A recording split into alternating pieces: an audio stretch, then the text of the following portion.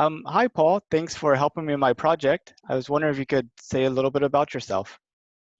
Well, I'm 75 years old. I teach at the Schilling School for Gifted Children. Actually, I'm on vacation at the moment. Um, I have a PhD in philosophy from Yale.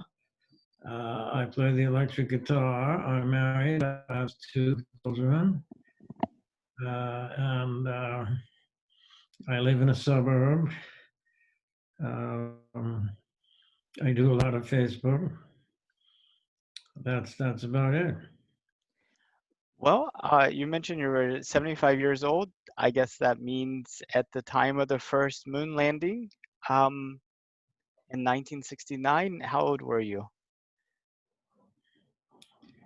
Well, I don't know. That was 68, 69. 69. All right. So I have to do the arithmetic. I was born in 44.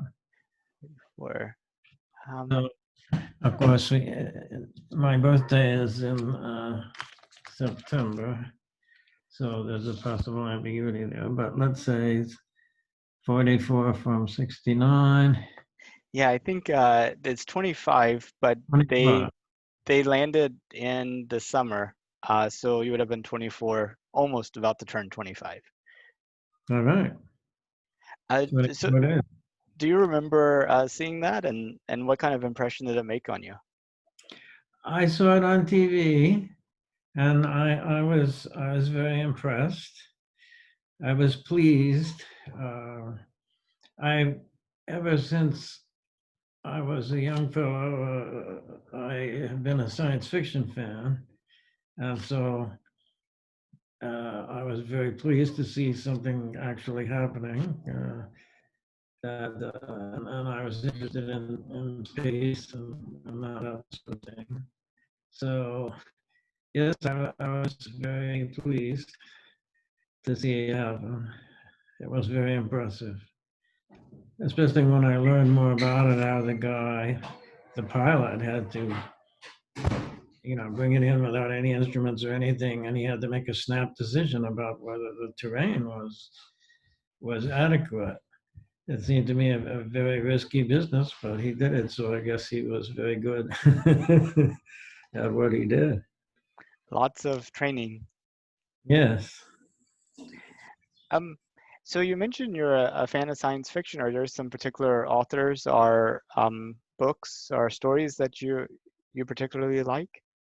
There's a series called, it was edited by Gardner Dozois, who recently died. It was called The Year's Best Science Fiction. And so each year it would come out with a collection of short stories and novellas. And I found that was consistently very good. So I would recommend that to anyone who wanted to get into science fiction. For a while, I was a big Greg Egan fan. Uh, he's the hyper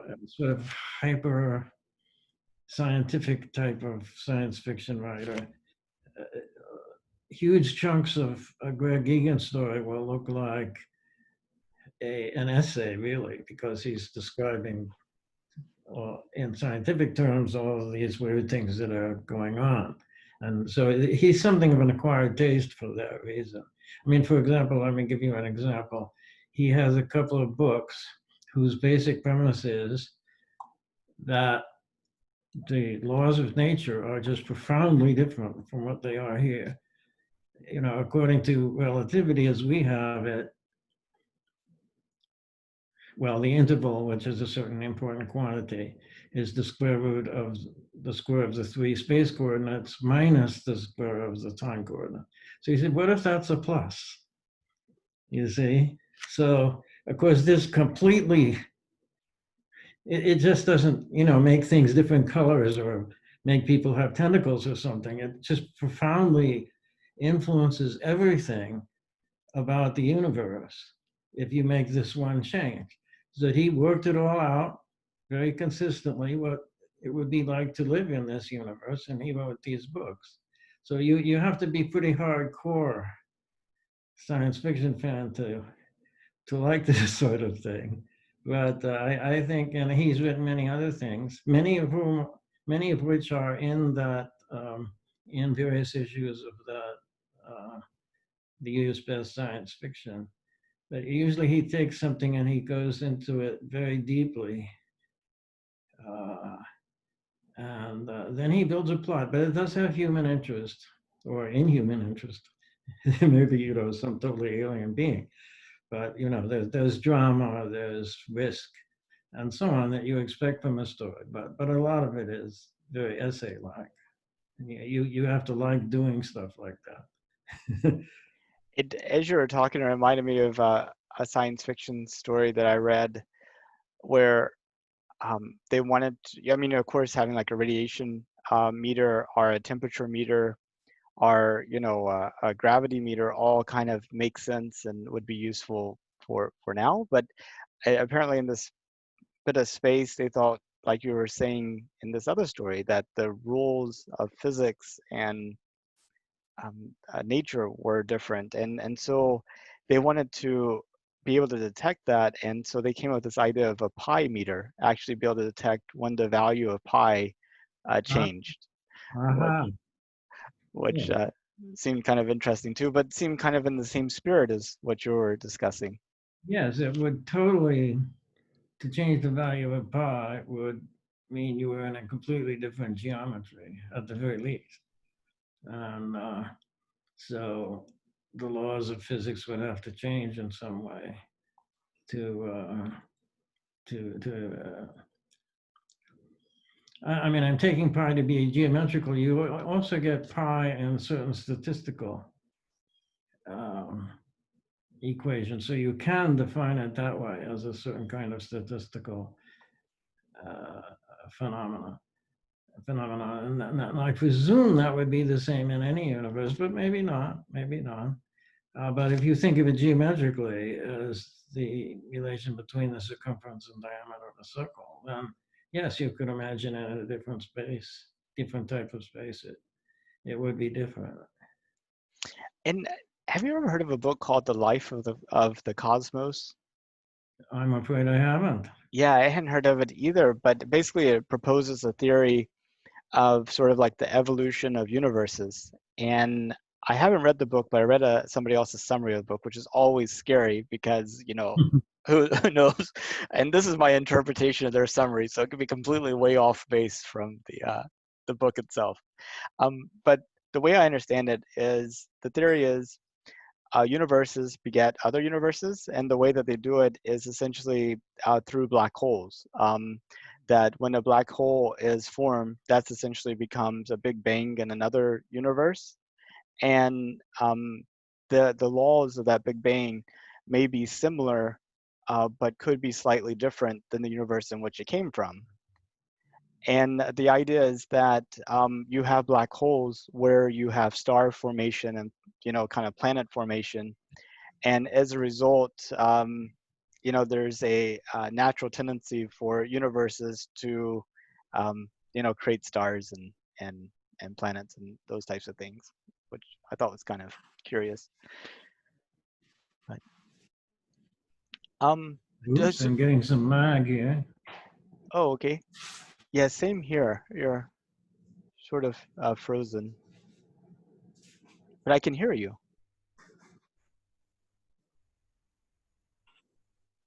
Yeah, Oh, I got mag there, but you seem to be back. Maybe you were off to a different universe for a moment. yeah, that went through a black hole, and here we are. You look the same, but I'm suspicious.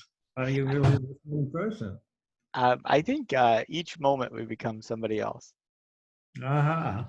All right. Well, pleased to meet you again. Nice Or to meet you too.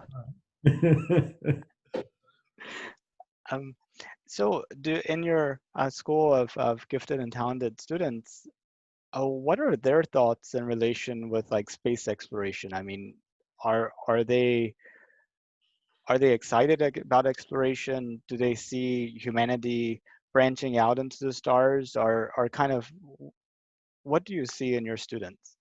well, I never systematically interviewed them about this, but I think I think it varies. I think that people in general are less enthusiastic than they were in 69. And so I think my students probably would be, I am less enthusiastic. Uh, I think we have this job, we need to fix this planet before it goes completely to pot. And maybe we should give a higher priority to that than this very expensive process of moving a very small number of people uh, to some other planet. Although I think it could be very educational. I mean, if you imagine people living in a space station or in a city on Mars, to them, to be ecologically correct, as it were, would be a matter of life and death from one moment to another. They wouldn't have the luxury of throwing trash somewhere or ignoring the effects of what they're doing. It would be fatal. And uh, perhaps these attitudes could rub off. You know, when I was a kid, people just threw trash in gullies and they thought they were doing a good thing because they were filling the gullies and so on. And now people are much more aware that we're coming to limits here. We can't continue with just tossing stuff that we're no longer interested in. And so I think maybe it would be constructive uh, to have people have to go through this phase of living under conditions where every little thing counted as a matter of life and death. The trouble is that people back on Earth wouldn't be the ones learning from this. They would have to learn the hard way if we have some terrible crash, uh, and which seems to me to be a possibility because we're really not taking these problems terribly seriously at the present time. So I kind of diverge from your question there, but as I said, I haven't really interviewed my students, but I think they would show the same kind of thing, that some of them would be skeptical about it and some of them would be enthusiastic about it. I mean, not all gifted students are STEM oriented. They may not be interested in science. Uh, they may have other interests in art or something like that. And so probably to them, space flight may not be terribly significant.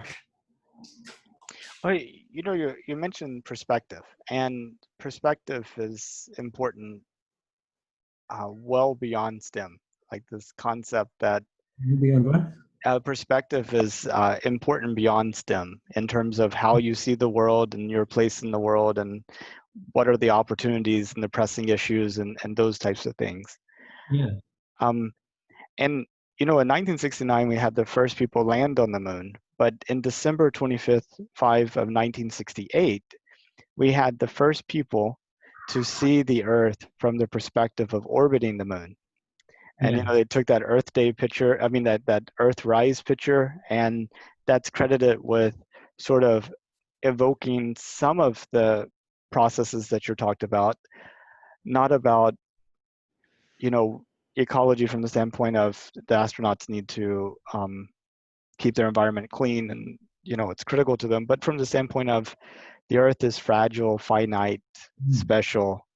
And some people credit that picture with sort of creating the Earth Day movement and kind of adding a little bit of um, force behind creating like the federal and the EPA and things like that. And I was wondering what you thought. I mean, did seeing the Earth as a little marble in the blackness of space and seeing how fragile and finite it was, did that really have any impact on people's perceptions, or do you think that came from something else? No, I think it did. I think you're absolutely right. It influenced people. And I remember the astronaut saying that it was a very profound experience for him, that it changed his way of thinking. I think prior to that, people thought of the Earth as this, well, here's my neighborhood, and you can go indefinitely far from there. They knew the Earth was round because they'd had it in school, and that it was limited in size. But it isn't something that would strike someone. But with that picture, uh, it made the whole. You were looking at the entire Earth and seeing it as something small, which of course on the astronomical scale it is small. It's tiny, and it's a very very small thing in a great deal of pretty much empty space. And so I think you're right. It was a very eye-opening thing, and of course people spread it. I remember the whole Earth catalog had that picture on it, and they, they were. It was a publication that gathered together all kinds of stuff that a lot of it relevant to ecology and things like that. And they had this picture of the Earth. Yeah, and do you think that picture still has an impact today? Well, I don't really know. You often see it, so yeah, you often see it. So I guess it probably does. People wouldn't keep reproducing it if they didn't think it, had some kind of drama to it. And what kind of impact do you think it would have seeing that picture versus actually seeing it with your own eyes? Well, I think it would be even more vivid to see it with one's own eyes, which would mean that you were in a space station, and then you would be aware of the kind of thing I was speaking of before, that, you're looking through this window, you see the Earth, and you know that on the other side of the window, right there, an inch from the other side of the window, is this environment in which you would very quickly die if you ended up there. And so the Earth is surrounded by this very hostile environment. If you go up there, you need all kinds of protection that you don't even need. If you go to Everest, you may have to use oxygen and stuff like this, but it's nothing like going into space, where things are much more extreme than Antarctica or Everest or something like that. I mean, the cold, though, I mean, without the proper insulation, you'd probably die in a matter of minutes on Everest or in Antarctica. Well, that's true, but it is maybe I'm exaggerating the difference, but it seems that the kind of protection you need in outer space is much more thoroughgoing.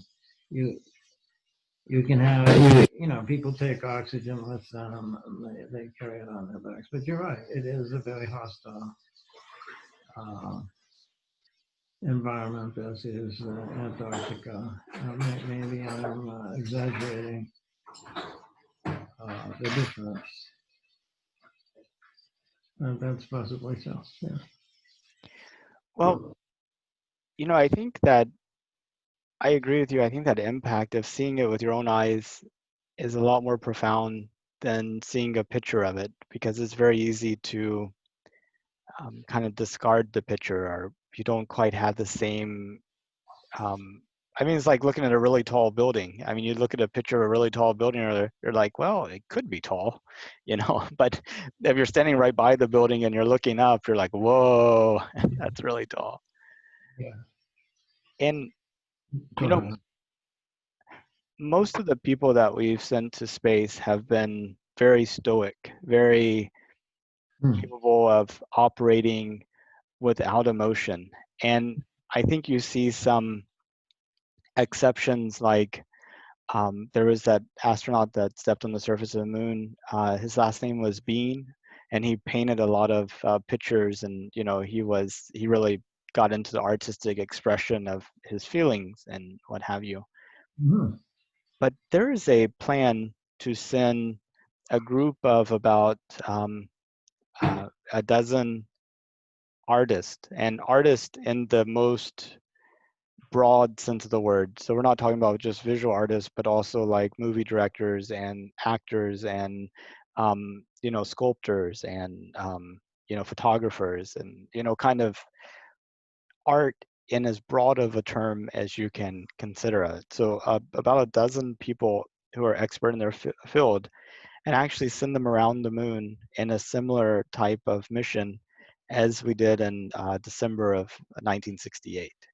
And the idea is that this is a group of people who know how to take experiences and feelings and really communicate that to a mass audience in a way that is less mechanical and intellectual and maybe more emotional and psychological.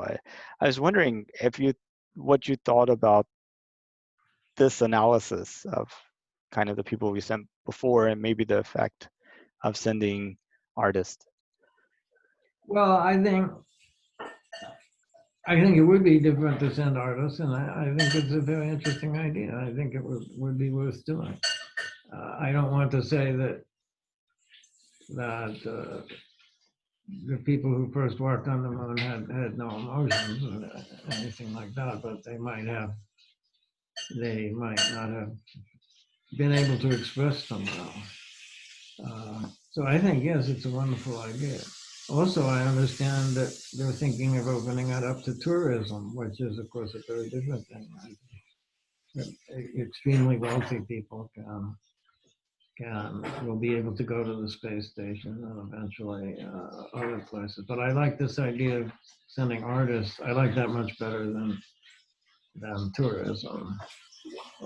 I think that would be much more fruitful. Although, who knows? These people, of course, who are wealthy enough to go to just buy a trip to the space station are also very powerful in a very different way from the way artists are powerful. Money is power in our civilization, and so um, perhaps they would have some transformative experience that they could uh, would change their behavior in a way that would be very significant for society as a whole. Of course, those same people who sort of self-select to go to the International Space Station to see the Earth from that perspective might already be aware and operating along those lines. Maybe what we should really be sending is people who are powerful but don't want to go. That might be a good thing for more than one reason. I mean, uh, yes, I think in the same way, I think it would be good to send certain powerful people into regions where people are very poor and to interact with those people and come to, form bonds with them and to understand their situation. I think many people who are very rich and powerful think that poor people are poor because they're lazy and if they just set their minds to it, they would in no time be able to work their way out. I think that if they actually experienced what this was like, um, in fact, there was what was that fellow's name? He was an American mathematician, and he said his attitudes changed when he actually met people from a different social class from his own. It also seems to be a sociological fact that people who are racist change their attitudes when they actually meet people of the race they don't like and interact with them, they work together with them, and so on. This often changes their attitude. people, it's very easy to, in spite of all this media that we have, it's very easy for people to live in a bubble. And because you can select the news service whose attitude you like. So yes, there's a huge number of news services available to you, but if you select the one that you like, it won't be a growth experience for you. Well, what's even more insidious is you have what you talked about consciously selecting a news service, and that news service already reflects back to your own beliefs and views.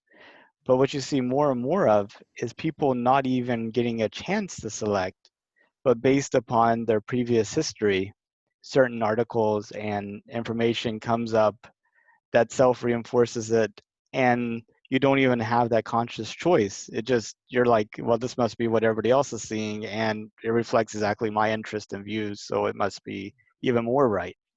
If I had control of the Facebook algorithm, which is of course a secret, we're not allowed, but I suspect that, it is pretty much like what you say, partly from my own experience with it.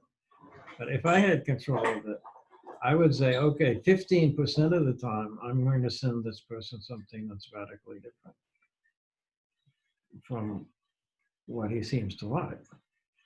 And of course, people might object, but it would be very interesting to try that. I think this recent thing with Twitter and Trump, where Twitter actually said, no, we won't accept this post. Uh, and that's like, this could be, of course, very good or very bad, I think, but that perhaps social media could be less passive, for better or worse. It could be less passive. It could uh, not just give the person more of the things they had selected before. And that's a very interesting possibility. And you're right. I think there is a kind of insidious tendency to automatically build an echo chamber for someone, and that's I think problematic. I think that's part of the reason why the U.S. is currently so polarized, because people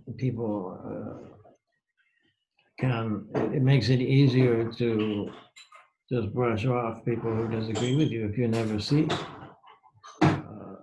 what they have to say. I try on my Facebook page, we have discussions on, and I try always to have some friends who disagree very strongly with me. And I also have a rule, we have a lot of discussions on it. I'll post something and then people will discuss it. So I try always to have some people who have a very different viewpoint, as long as they don't troll. Then I allow this. I even encourage it. But that's something that one has to choose to do. And not everybody. I have the. And people are often telling me, why don't you block this guy? Why don't you block this guy? He's obnoxious. And sometimes they do because they are obnoxious. But the idea is they're encouraging me to enforce uniformity of view. And I have mixed feelings. I mean, I do have a point of view, and I'm not totally neutral, but I do like to have some voices of dissent. But whether Facebook itself could do this as a policy, that's an interesting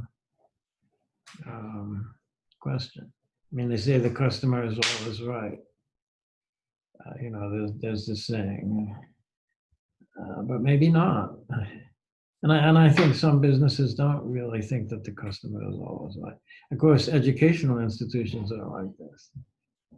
Um, they think the customer needs to be told something, and I think that's true. We have a culture to maintain. There's this chaos where anyone can make a YouTube video of his favorite theory of the universe. And in a way, that's a good thing, but I think it has led to a proliferation of pseudoscience. Um, stuff that's just not true.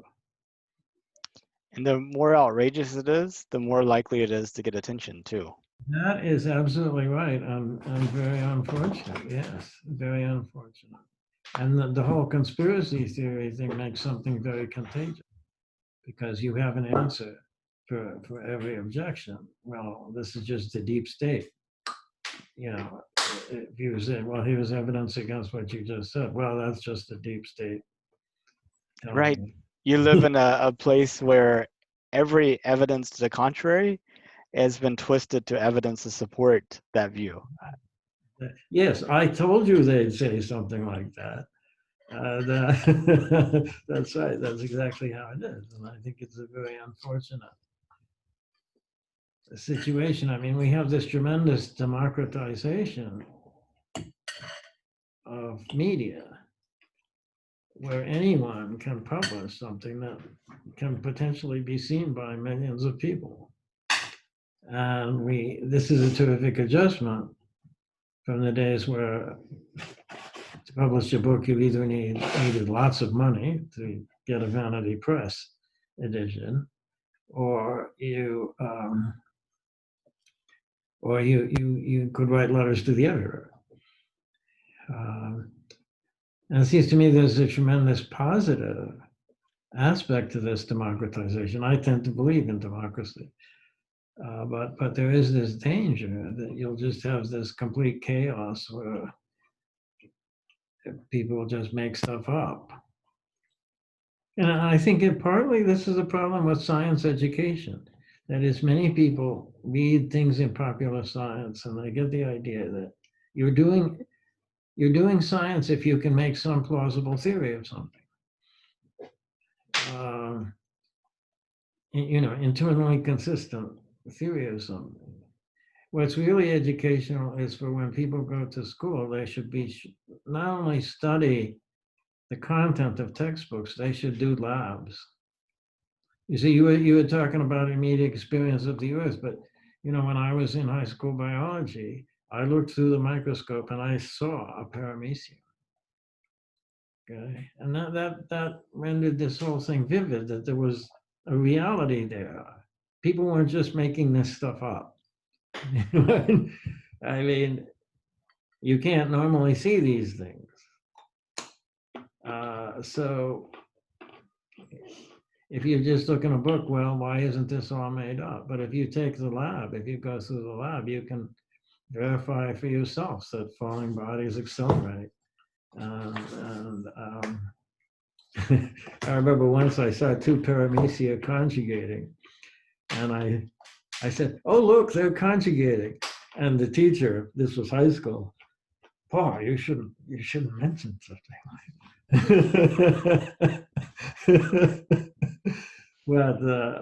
that. But in general, actually, that teacher, I'm very grateful to him, and he did a wonderful job of presenting biology. That was in New York State. The education there was very good in science and other fields. But I think a lot of our education is not so good. And so people really don't understand that science is actually grounded in reality. It's not just a plausible explanation for stuff. How big was your school, your high school? Well, I had two of them. I had 2 years in New York, And I don't know, it's hard to put numbers to it. I'd say several hundred students. And then I went to Illinois.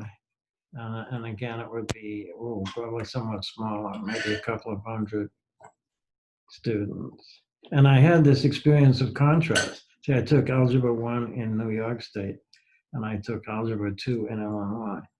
And as the year came to an end, I realized that Algebra 2 in Illinois did not contain a single thing that I had not already Hmm. had in Algebra 1 in New York State. So we can have higher standards than we actually do. Uh, and I was very upset about this, because I really liked algebra. And I was sitting there waiting, okay, they're reviewing any moment now, they're going to do something new. And then the end of so I asked the teacher to let me do my own paper. So I wrote this thing, which I now realize was very naive, but I was trying to use set theory to grasp the concept of area. But he wasn't really in a position to say anything about it. In fact, what he was is what he was the football coach. Hmm. So okay, well, we've got this guy. Let's have him teach algebra too while we're at it.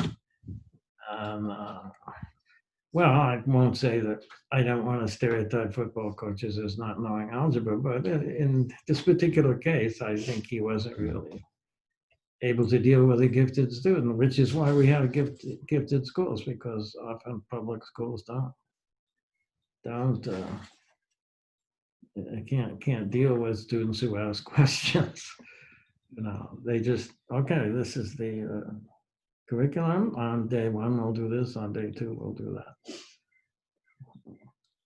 Yeah, in my high school, I went to a small country high school here in Texas called Orangefield. We had less than 400 people in our high school, and I think only like 87 people in our graduating class. So it's kind of smallish. And I remember that being a really good experience because, we had band, we had choir, we had a football team, we had a tennis team, we had drama, we had a debate team, all these things that schools of much bigger things have. But in order to have all those things, you had to have students that participated in each of them, which Mhm. meant that there is some level of accommodation to allow for students to participate in multiple things. Um, and my son, his high school has about 4,000 people in it. Mhm.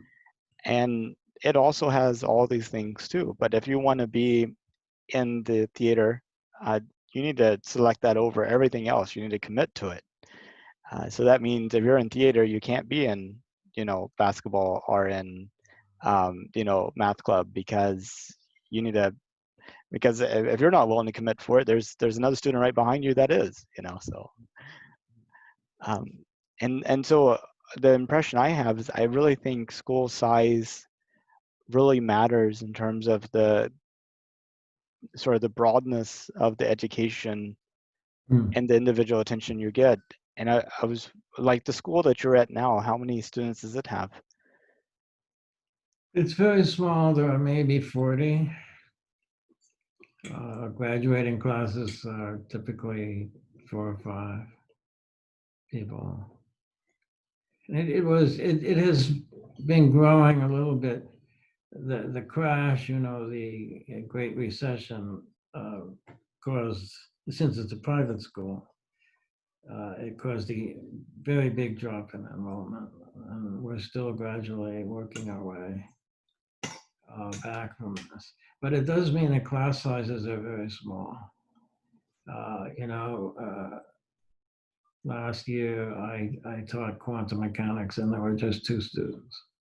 But you know, that would not be that would be.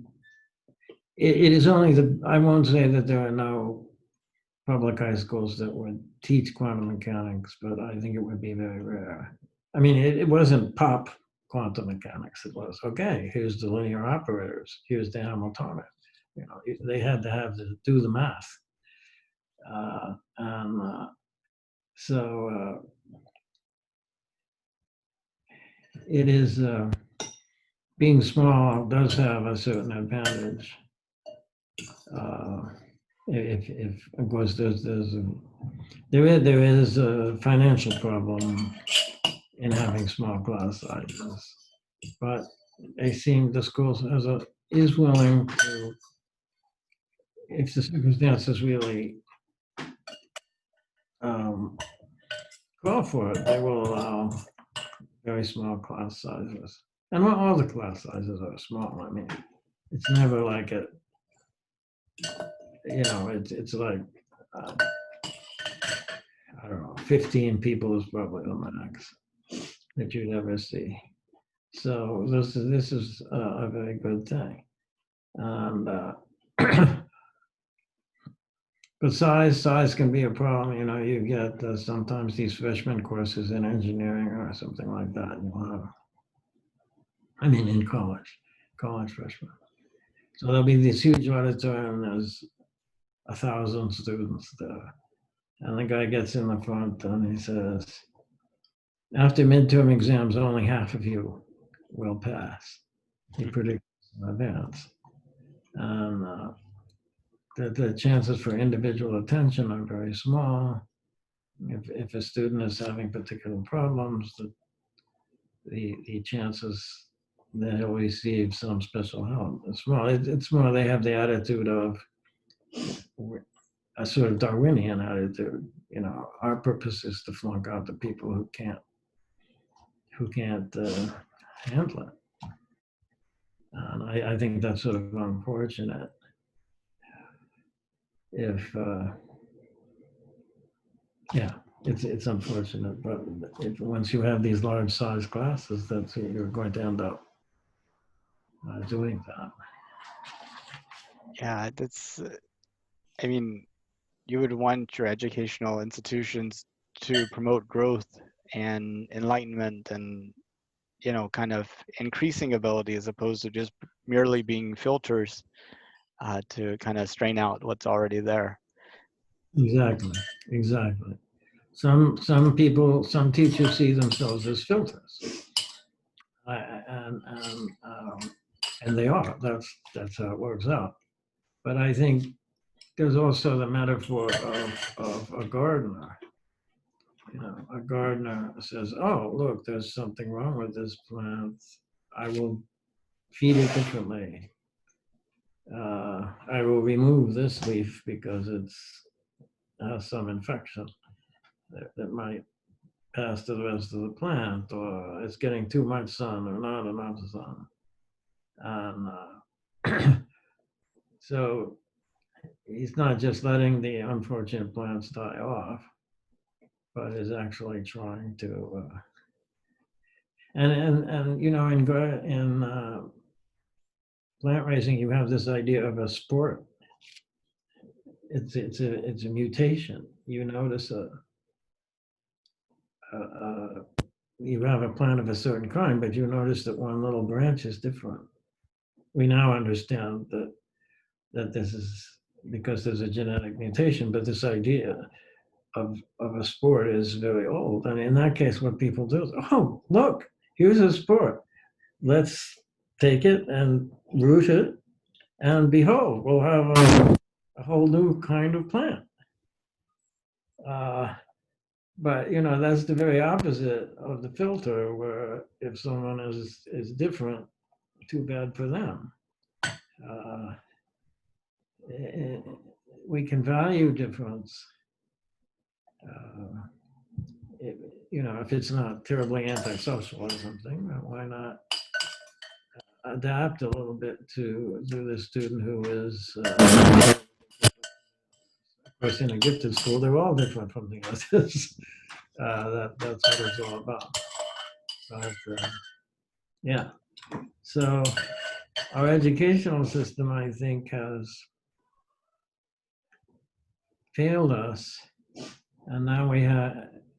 Partly it's not. It's also this democratization process, but I think also our educational system has failed us, and we see this horrible proliferation of pseudoscience.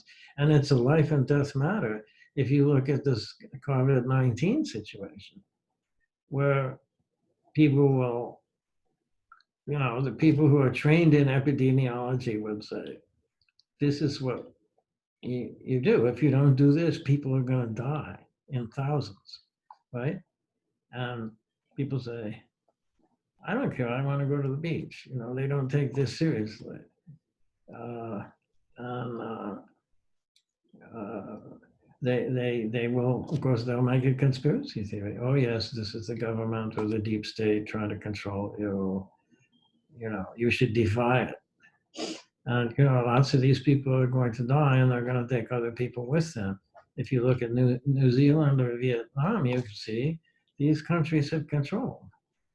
They're finished with it, whereas we're still going up.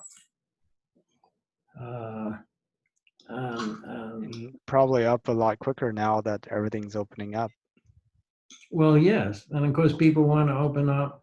There's wishful thinking there too. Well, if we don't open up, then the economy is going to suffer.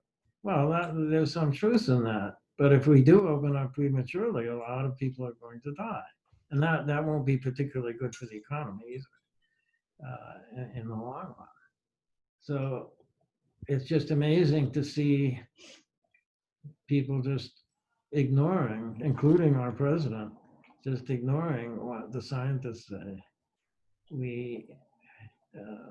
I can remember a time when people basically believed that scientists were telling the truth. It's kind of amazing to me that it should be otherwise, but it is. It is. And uh, and that this is greatly tragic. Many people will die because of this. But maybe we'll learn something from it. I don't know. I think we're kind of entering that period where we decided to open things up.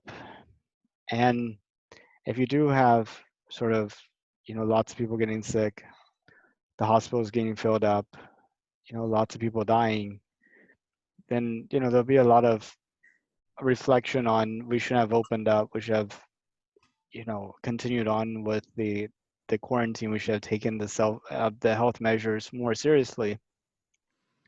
And there'll be some political unrest about why didn't we have the leadership that had the foresight and the discipline to make sure that we didn't open up too early. So I think that's one scenario. You also have the other scenario of sure, a lot of people get sick, but it doesn't really rise to the level of impacting the social conscious. You have some people who are keeping an eye on this, and they're like, wow, all these people could have been saved, but it doesn't touch enough people personally that they don't really, they really doubt the need for the quarantine to begin with. And then you have a lot of unrest from that group going, why do we even have the shutdown that we had? I mean, what was the point of that? It's obviously, it's not all that bad. And I really feel like it's hard to envision a future that's not one of those two in the next 6 months. Ah, yes. It's a very expensive way to learn. We may learn something for this, or we may not. I think it's very sad, but we may have to continue suffering from this for a long time, because I think part of it is that we have this, over the last few decades, has grown this, freedom is a great ideal of Americans, but I think it has mutated into a kind of pathological notion of freedom where, well, you can't tell me to wear a mask. You can't tell me I can't go on the street and breathe on people. You can't tell me to follow these hygienic practices. Here is a kind of freedom that it's like, to me, it's like saying, if I want to walk into Times Square and kind of fire a gun at random, that's my, I should have the freedom to do that. Well, no, because you're going to, a certain number of those bullets are going to hit other people and injure or kill them. And I think it's exactly the same with saying I have the freedom to not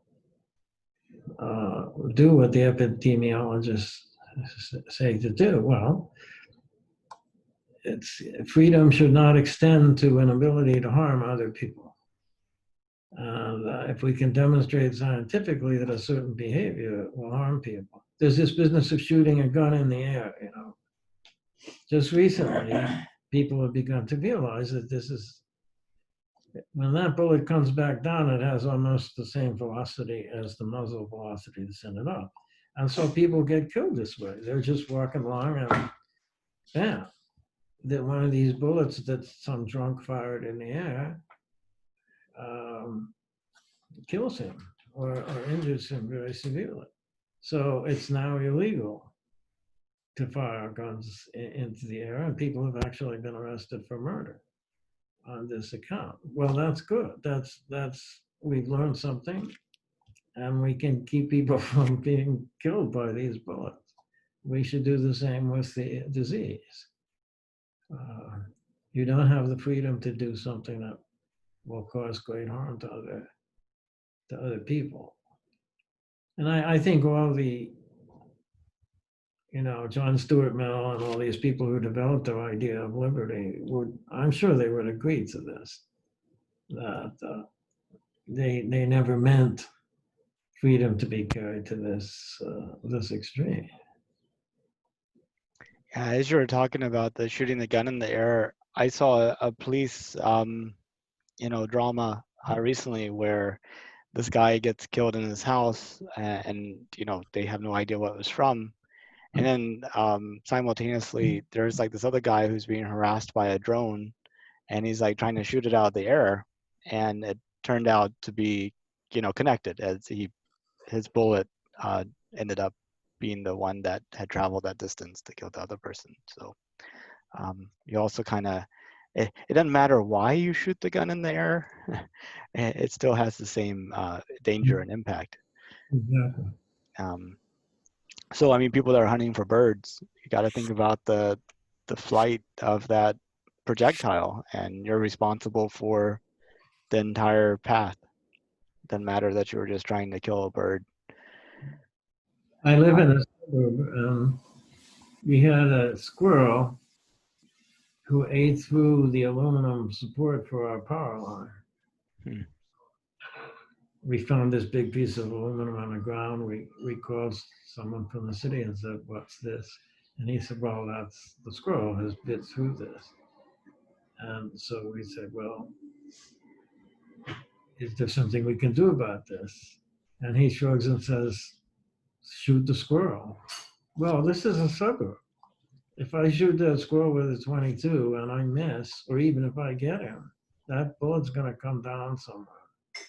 You know, it makes it's just not. There's no way I'm going to try to shoot the squirrel. There's, if I have to replace the aluminum from time to time, I will replace the aluminum or have them do it, have the city do it. But yeah, you have to think about the consequences of your actions. Um, yes. But in terms of causing harm to other people, it really becomes a slippery slope. Um, at some point, people expressing their views on maybe what's a good diet or a bad diet, and turns out to be bad. And then, you can't talk about this diet because it's bad. At some point you start, um, I mean, how do you, who gets to decide what type of behavior causes harm versus not? It seems like you have to leave a big gray area, um, to keep it from becoming, a very restrictive society. Like I mean, in order to have freedom and individual action it seems like you almost have to have some vulnerability and some risk. Yes, I think that's true. I mean, for example, when you drive your car, there's some possibility that you will have a heart attack and you will swerve into the other lane and collide with somebody else. But that's not a reason for not driving, unless you know that you have a weak heart. Okay, if your doctor says don't drive, then you shouldn't drive. But you just on general principles, everything is risky. So just because something has some risk is not a reason not to do it. And I actually had to face this. I think one thing is the individual has to decide in the end. But although, of course, we can educate people, but in the end, the individual. I had on my Facebook people who were um, saying, no, scientific epidemiology is wrong. And it's really this conspiracy, et cetera, et cetera. And a lot of my friends were saying, you should not, you should block these people. And I was very reluctant because I believe in liberty of speech, and letting people express their opinions. But in the end, I did. I said, you can't do this stuff here, and I blocked one person, and the rest of them stopped doing it. So, but I've certainly felt ambivalent about this. I it was hard for me to block someone simply because they had a different opinion about something. But in this case, it is a matter of life or death. And to the best of my knowledge, we need to do this isolation, this social distancing, mass contact tracing, testing.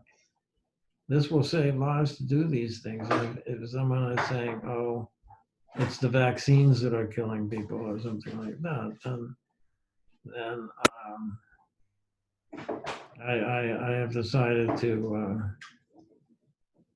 draw the line there. So where do you draw the line? Some people will block anyone that, some people I know will block anyone that appears to be a Trump supporter. And to me, that's going too far.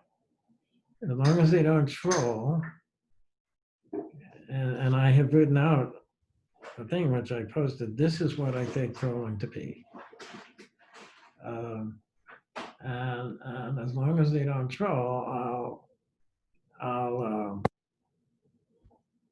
I'll permit this.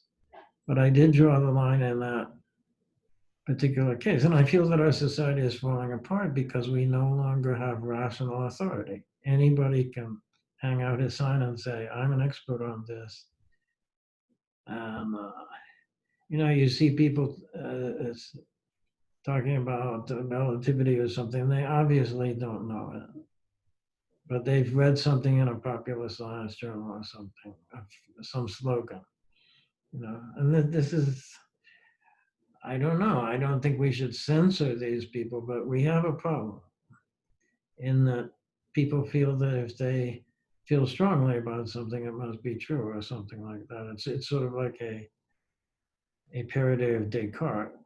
Descartes says, anything, if I clearly and distinctly see, uh, uh, think that something is true, then it is true. And he has a theological justification for this. But I think that's not true. you know, uh, it's a social, science is a social process. It involves long traditions going back hundreds of years, sometimes thousands of years, and it's not just a matter of being able to say something that sounds likely. This is something that our civilization is losing sight of. And I think there's big trouble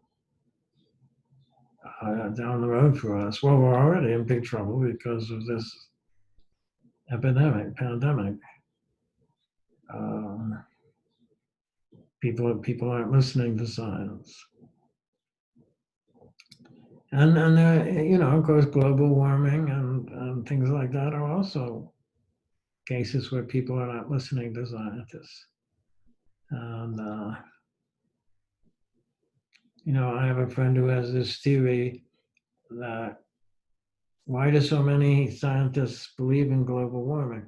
Well, it's because you can't get published if you don't believe in it. Mm. So somewhere in the journals, there's a a conspiracy to only publish things that are in favor of global warming. Well, this is just an echo chamber situation. If the scientists are corrupt, then we're in big trouble because our civilization is completely dependent on the kind of engineering, which in turn is completely dependent on science. And you would think people would realize this, because you're surrounded by this technology. And to me, it's self-evident or highly evident that my refrigerator works, my car works, airplanes don't fly out of the sky. Obviously, the scientists have got something here. They're onto something. And but it seems not enough for people nowadays. So. Well, and in science, though, it's amazing the emphasis around publishing, Mm-hmm. presenting posters, speaking at conferences. And for many people, it feels like there's more effort and emphasis on making those achievements as opposed to doing the real observation and analysis and experiments that create new insights. Like it seems that for a bulk of the scientific community that's grown to the point where it's more about the wrapping than what's inside the box. Well, the question is, how do you get the wrapping? In other words, you can't just go to a neuroscience conference. My wife is a neuroscientist, by the way, so I have some understanding of this drug. You can't just hang up a poster, but you have to have back up that poster with lots of experiments. Maybe not at one of the mainstream conferences. Mm-hmm. There's definitely been lots of conferences and lots of non-mainstream journals uh, created just to give people the ability to try to pad their resume without necessarily making those type of achievements. Oh, that's true. My wife has a term for these things. She calls them predatory journals, and Predatory, yeah. she gets mail from them frequently, and she'll get this email and it says, we are the Journal of Neurophysical blah blah blah, and please consider um, submitting stuff to us, and but she has to know. She has to know that this is not a real journal. Of course, there are also things, and one of my old professors who was in philosophy of science, he grew so disgusted with the existing system that he submitted a couple of articles to this thing. I forget what it's called, but it's essentially a vanity press. He pays them, they publish the article, and it's all open and above board. It doesn't pretend to be anything else. But he was so frustrated, and he's not. He is a genuine philosopher. So there is a problem there, and of course he can't. Well, he's retired now, so he doesn't care as much. But if he were to write his CV, he couldn't put this on it because he paid to have it done. And, that's just would be totally corrupt. Uh, but he just wanted to get his ideas out. He told me a few horror stories about some troubles that he had with his first book. And So, I think we have to have, there's a feedback mechanism. A school has to be accredited. There has to be peer review. There are all these things, and this is there are very strong rules against making stuff up. And this has worked. This process has worked in the past. We have this amazing science. And it's one of our most precious cultural possessions is scientific method, which is this vast social phenomenon involving peer review and accreditation and so on. And it has to be self-sustaining. It's very hard for a layperson to look at it and say this isn't working right. So the community of scientists it has to justify itself to itself, and we can see, okay, that might be an echo chamber. There's a danger there. But on the other hand, with science, there's something very nice, and that is that the airplanes don't fall out of the sky, and even a layperson can see when the airplane falls out of the sky. And a lot of this is armaments, which is sort of sad, but we need to produce armaments which are at least as good as China's armaments, and so we're not going to listen to the scientists and the engineers because that's what works. Um, but who knows? I mean, there are people I have seen on the net, people saying the way to deal with COVID-19 is to pray. Well, I don't think that works. In isolation. Well, yes, Yeah. okay. If you do the monastery version, then maybe. Say all they want as long as they're in isolation. They wear the mask when they're out and all this stuff. Fine. You can pray. I'm not going to forbid anyone to pray, but I don't think that is what's going to get us out of trouble here. And likewise, drinking bleach and stuff like that is not going to get us out of it.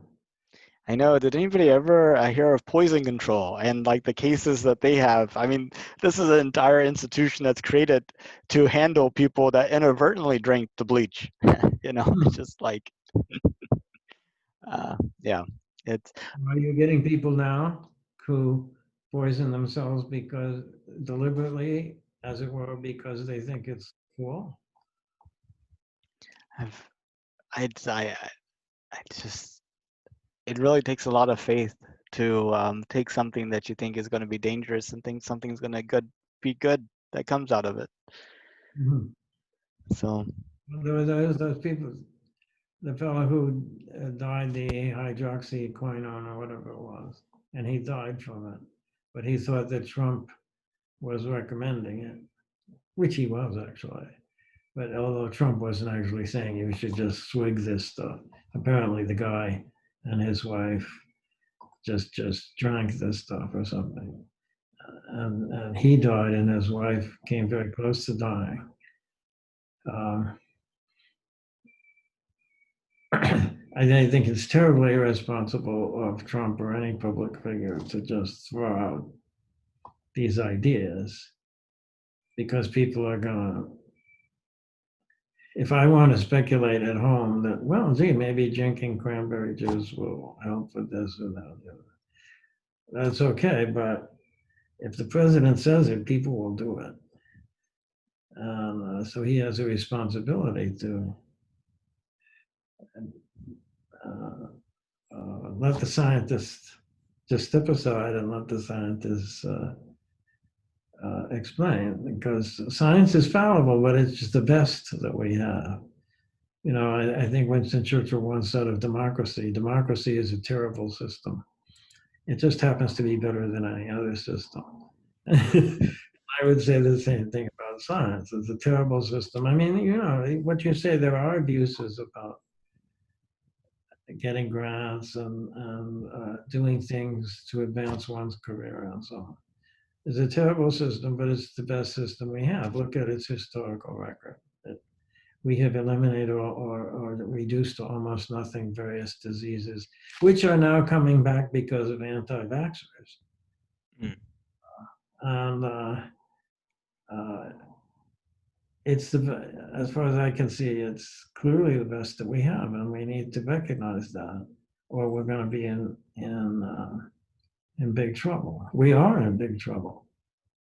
I mean, Vietnam is finished with COVID, and New Zealand is finished, and other countries are finished with it or very close to being finished with it, and we're still going up because we are not paying attention to what the scientists say. We don't have the social discipline. You know, in Japan, there's social discipline. It's not a totalitarian situation, but people will do. If you say to people, in order to stop this disease, you should do the following things, they will do it. We think in the U.S. we are developing a culture of paranoia, where you just have to question everything, and this is very destructive. Very, very unfortunate. But so it's, what can I say? It's very sad, but that's the way it is. We need to learn from it. Well, on a more hopeful topic, if you were to look out 500 years and humanity could achieve the most that it could, that it learns from its mistakes, it's, kind of a truth-oriented, fact-based society, how far do you think we could develop and explore and expand and all these types of things in 500 years? Well, I think it's hard to say like 500 years. That's what we have right now is exponential growth in science and technology. Now, in general, nature doesn't tolerate exponential growth beyond a certain point. It has to level off or crash. But we have an exponential growth because each scientific insight, or most of them, tend to have engineering consequences. And then the engineering allows scientists to have better instruments with which to make further discoveries. So, and there are other things like this where you have a positive feedback loop. Engineering allows us to acquire more resources and get something out of them than we did before. And this in turn allows us to develop more engineering. I think as long as we stay on the surface of the planet, there may be a limit to this. The planet has only so many resources, and as this exponential curve goes up, we're using resources exponentially. And so if we want to continue this kind of growth, we have to go elsewhere. And perhaps the civilization of the future will be a civilization of space stations. And I think that's actually, that may be the best deal. See, as soon as you go to Mars, you've just taken yourself down to the bottom of another gravity well. It's not as bad as Earth. But still, now to get back off Mars, you have to use a tremendous amount of resources. So I think if you go to an asteroid, of course, people will have to get used to zero G, but with genetic engineering and stuff, we can probably do that. So I think space stations and asteroids may be much more practical than trying to found colonies. Mars is bad enough, but Venus, I mean, as I understand it, lead melts on the surface of Venus, right? Just,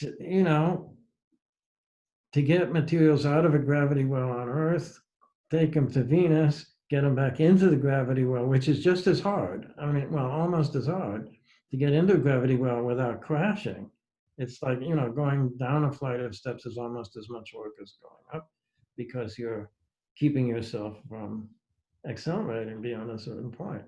Um, to do that and then somehow build something that will be air conditioned, what an amount of energy is it going to take to air condition a place for humans on Venus where lead melts?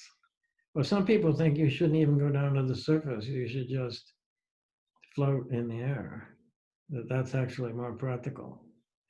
And but again, genetic engineering. I mean, we in science fiction you typically see these people just like you and me, who are living on these other planets. And in order to do this, they have to make these elaborate protective structures. Uh, but the other possibility is that we might modify ourselves genetically. See, you're talking about 500 years. We'll be able to modify ourselves genetically anyway. It just there's no limit. And then when you add nanotechnology, and then there's this question of unifying ourselves with the computers. Now, I think there's a push towards unifying ourselves with the computers. I can remember when we communicated with computers by making little stacks of punch cards, a laborious process. Now, and then it got easier, and now you have the keyboard, and now they're beginning to develop voice where you can just say to the computer, do this, do that. Um, and now people are beginning to talk. What's his name? Elon Musk is saying, well, we'll put this little thing in your brain. And not just talk. He has a company called Neuralink that's actually developed a prosthetic for people who are quadriplegics to actually interact with the computer. So, so in who knows, maybe just another 5 years, 10 years. I notice that science fiction authors always underestimate the time it will take for something to happen. But let's say 10 years, you or I will have this chip, and we can just, by directing our attention to Google, we can read Google. And then by thinking, search on this, it will cause Google to search on that, and we will somehow see the result. We won't have to have a screen in front of us or anything. We'll just have this connection. So, and we can have telepresence robots. Like if I want, right now, if I want to go to Paris and see the sights, I have to get on an airplane and take this hunk of meat to Paris. Okay. But suppose in Paris there's a company that has these humanoid telepresence robots. So I slip in my credit card and I said, I want to spend a week in Paris. And zip, my consciousness goes into this robot. I walk my telepresence robot around the streets of Paris. I do things, I buy stuff in shops, I drive a car. All my meat body is still back here in Ohio, but my consciousness is now in Paris. So, and then what about interpersonal communication? See, we're sitting here, I'm looking at a picture of you, you're looking at a picture of me. But if we have Neuralink or, Neuralink 10.0, we could just be, you would know immediately what I was thinking and I would know immediately what you were thinking. Now, the word Neuralink, where'd you get that from? Well, isn't that what you mentioned? Yes, it was. It's the name of the company. I was just curious enough we were talking about the same thing. Yes, I think I've heard of it actually. I've heard that Elon Musk wants to do this. And I think, it's in terms of long-term consequences, of course, we are driven by competition in our present social system. So if something allows somebody to be more effective in competition, they will do it because otherwise their competitor will do it. So we don't really decide what's going to happen to our technology. Competition decides it. Some of the Amish They're known for still having horses and buggies and stuff like that. But there are some branches of the Amish where they have cell phones and things like that. But what's crucial is this: somebody says, "Let's have cell phones," and then they say, "Okay, the elders will discuss this." And we'll say, what kind of effect will this have on our society if we have cell phones? There was a case with public telephones. Somebody said, well, it would be nice to have public telephones. But the elder said, well, what effect will this have on our society? I think, I mean, at this point, they didn't have individual telephones. So this, in effect, gave people access to telephones for the first time. So what effect will this have on our society? Well, there's a concern that people will just spend time gossiping if they can call each other. That's not a good idea. So what they did was they said, okay, you can have public telephones, but you have to sit in this hard chair. You'll have to go to a booth. You'll have to sit in this hard, uncomfortable chair in order to use this telephone. Okay, so the thing is, you may or may not agree with their values on which they made this decision, but the difference is that they're in control. They are deciding what they want instead of leaving it to competition to force them to do this, that, or the other thing. Um, so I think that in this way they are ethically more advanced and politically and economically, in a certain way, more advanced than the great population of the U.S. The great population of the US is very limited in its ability to decide what they're going to do with technology. Instead, competition decides what technology will happen. So, uh, you'll eventually have Neuralink 10.0 and people communicating in effect telepathically. Is this a good thing? Well, it's going to happen because it will be advantageous in a competitive context to do these things. And I think so. It may not, in the long run, be really good. I think what we call humanity may not exist at all in 500 years because genetic engineering, nanotechnology, um, interface with computers, you may go and if you could take your time machine into the 500 years, you wouldn't see human beings as we think of it anywhere. Maybe there'd be brains in little boxes somewhere hooked up with Neuralink 10.0 to telepresence robots, which could be any size, right? Your telepresence robot could be a microscopic robot that would allow you to go into somebody's body and through their capillaries, right? Or it could be a huge thing, like Godzilla that could trample Tokyo if it wanted to, right? Or a spaceship. There's a science fiction writer, I can't think of the name, de Bodard, I think. But she imagines that there's a future civilization based on Vietnamese culture. And they have certain people who are chosen for this. Their brain is placed inside a spaceship, and the spaceship becomes their body.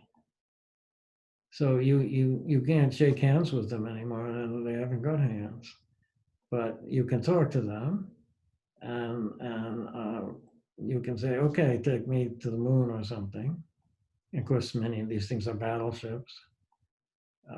So that's what you might see in 500 years. But then why bother with these brains? Right? I mean, these brains are very vulnerable things. But let's take this part of the brain and just put a chip in there. It will be much more efficient. Right. So you might in 500 years go and there aren't even any brains anymore. There's just this vast network of computers. Individual identity. If we had telepathy, what would individual identity really survive that? I, Um, I mean, even like the whole Google thing that you're talking about, um, how can you figure out what is your thought versus what is the network's response to your question? And at what point do you become less and less a personality and just more and more of a peripheral to this bigger network? that's right. And it's just like you were saying before about how Facebook and so on, they actually control you indirectly. They make the decisions for you based on, yes, it's based on decisions you've made before, but Well, not based upon decisions, but based upon surely faulty observations of yourself. well, that, yes, that's true. That's true. And of course, we are often faulty in our own observations of ourselves. And that's what, if you ask somebody to fill out a questionnaire and they'll say, well, what do you want to see on the internet? And I'll say, well, I'd like to see lots of educational stuff and really good music and all this. But then what they look at is porn and stuff, that they're not realistic. If you ask them, they're not necessarily realistic about what they want to see. Yeah, And it's our many selves problems. You have the self we want to be, the self we want others to think we are, and the yes, self we truly are. that's right. And that last one is often very hard to make out because there is so much scaffolding built over it uh, that it is the scaffolding which becomes highly visible and even to oneself. Uh, so and all this electronic stuff will make it possible to be even more deeply deluded in these matters. I mean, after all, what if I could program myself to make responses to people? Okay, so I notice that I'm a bit crotchety with people, and I think this is not a good thing. People won't like me if I'm crotchety. So I go into my program and I say, look at this possible response. Is it crotchety? Yes. Don't do it. No. Do say something sweet and kind. Okay. So I can just redesign my personality in this way if I have access to it. I mean, it's really in a way wonderful that we don't have access to our own personalities because we would abuse it. Um, I think we would be in great danger of abusing it.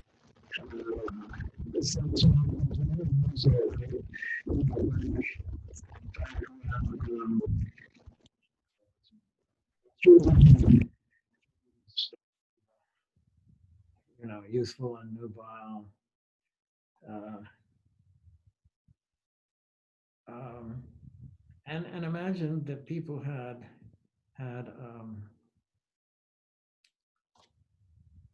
control over their children's genome. So this person, let's call her Jane, who is this very famous pop diva. She says, for a mere $5,000, you can have my genome for your kid. Your kid will grow up looking just like me, famous me, right? Well, a lot of people would do this, wouldn't they? And so you'd have all these clones of famous people. A society will become a society of clones of famous people. Uh, sexy women and big hunky men, or whatever, you know. And there would be a terrific uniformity, and there would be fashions, of course. One actor might go out of fashion, another actor come into fashion. Although in the end there'd be limits because the next generation would be all very limited in different appearances anyway. So if we have this kind of control, and if you can control your own genome in a similar way, Would everyone want to look like the most famous movie star or rock star? Um, I think there would be a great temptation to do this and say, "Oh, my natural look ugly. I would rather do this." So we're going to have awesome powers in the next, let's say, 10 years. Okay, science fiction. As a science fiction fan, I'm probably underestimating it. So let's say 20 years. Okay, we're going to have genetic engineering. We've already got the human genome. Well, that's worked out. Um, so we can, then nanotechnology is, I don't know how long that's going to take to become more significant, but they already do have stuff that goes through your circulatory system for therapeutic purposes. And then there's this unity with computers thing, the Borg. Are you a Star Trek fan? I used to be. Yeah, well, you have the Borg. Did you see the Borg episodes? I Yeah. did.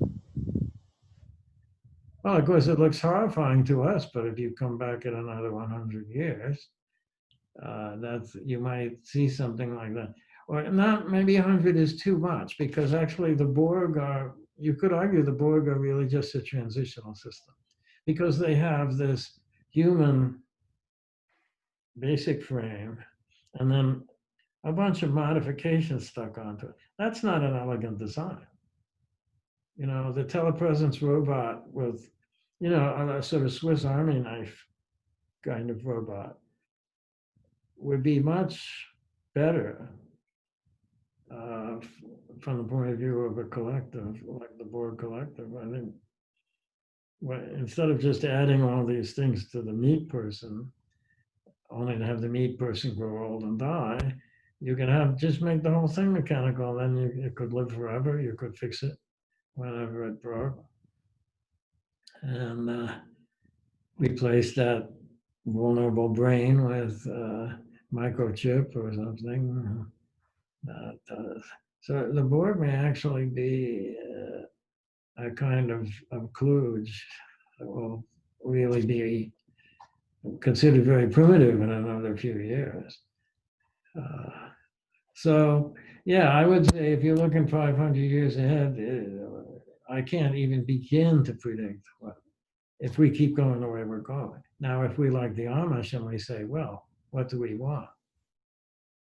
Um, that of course is an interesting thing. What do we want? Do we really care whether there are humans on planets elsewhere in the galaxy? Maybe we just want to get our planet in shape, and you can only know in your lifetime a certain number of people. What's the point in having 7 billion people? Yeah, uh, or even a million. You really can't. yes. So you might have a planet with a few hundred people on it. That might turn out to be the ideal. And there wouldn't be all these problems with air pollution and whatnot. Um, so if we really chose, we might choose that. There's a classic science fiction story from the Golden Age about these people who go to another planet. Earth people go to another planet. And they see this huge, wonderful city there. And they say, "All right, this is a fantastic civilization," you know. But they go into the city and it's completely deserted. And instead, there are these little people around outside the city who live in these little domes. And and so the Earth people ask them, "Well, what happened to this city?" And they say, "Well, yeah, our ancestors used to live in cities like that, but we don't do that anymore." So they're just living this very simple life in these little domes. And the Earth people say, "What a tragedy! What horrible crash must have occurred so that these people, have become uh, the people who built these amazing things are now just living in these little domes, hanging out. But then it turns out that these people who live in the domes are really, they are really the next step after these cities, and they decide the Earth people are being pests, and so they get, you know, if we choose, I think most people don't. There's something wonderful about living in cities, but a lot of people living in cities are suffering. Um, if we had a choice, we might just completely decentralize ourselves. Nature is good for people. I mean, this has even been scientifically shown that it's good for your head to be exposed to nature. So maybe in 500 years, we'll be living in these little domes. There will be maybe 500 of us. And we don't care about, why go to all this trouble to live on Mars? You'll only have to, it just means more people, and we don't need more people. Uh, so that's a possibility. Definitely. And as you were talking, I was thinking the people. I mean, one thing with having like Amish communities and communities like that here on Earth is the outside world becomes such a huge force that it's almost impossible to maintain that boundary and almost impossible to kind of maintain your identity. I mean, it requires huge amounts of, and it's something, I mean, it seems like it's almost impossible to keep it from degrading. And it's just like eventually those communities will be integrated in with the rest. And it's just a matter of time. It might be 50 years, 100 years, 200 years, but it seems like as technology and communication become more and more ubiquitous and kind of saturate all of the physical space on Earth, um, I could see those communities saying, "Hey, we're not going to be able to maintain our identity here on Earth, but Uh, if we were on Mars, we can create this isolation that would allow for us to maintain and go on." And I think those are probably going to be the groups like that make that conscious choice that will be the first successful colonies of any size. because in fact, that's their history. These groups originated in Germany in the Reformation, but because they're pacifists, they got a lot of flack. They were persecuted. But then they found that they could come to Canada and the US and they would be tolerated. And in the same way, yes, um, they might choose. Now that would be interesting. So you could have. I mean, my objections to Mars as opposed to asteroids, I would still stand by. But the crucial thing is, yes, these people could form communities. Now maybe that would be a reason for a diaspora, just so that we could have this diversity. Maybe there's something intrinsically good about this diversity. But I think what you're saying is true also, that there's pressure towards uniformity. As long as these communities were in any way in competition with each other, then you would need to go for the heavy duty force stuff, the quote advanced technologies that use lots of resources. Um, I mean, many science fiction writers have come up with the idea of a relativistic projectile. You want to destroy a planet? Well, you just take a big lump of something and you accelerate It doesn't it. even have to be big. It could be small. That's true. That's true. Okay, you're already familiar with this idea, right? If you get that up to 99.9% of the speed of light, it will just absolutely destroy anything that it runs into. So, so well, we have to deal with this problem of war and competition. And I think this is the bane of our species, that we compete. Uh, it's always better when we cooperate, but that requires trust. And once, building that trust is very difficult, and making the transition is very difficult. So, for example, if one country in the world today says, war is stupid, which it is, we're just going to throw away our armaments and whatever. Well, other countries, it's arguable that other countries would just snap them up. And although it's interesting, there's Costa Rica, which has no army, um, but they're protected by the United States. And sometimes I think this is how the social progress will be made, is by groups of people who don't have a nation and a government, but who are in a liberal democracy that tolerates them. So the Amish are tolerated by us. There's sometimes pressure put on them. Uh, this COVID thing, of course, has created pressure on the Amish because people want them to um, to isolate and so on, and well, that's not their way. So there's some pressure on them to do this. Or it's interesting. There's an interesting story. On many cars, you see this triangular sign in bright orange that's supposed to attract attention if you have a buggy or something. You have to have this on there um, to warn people.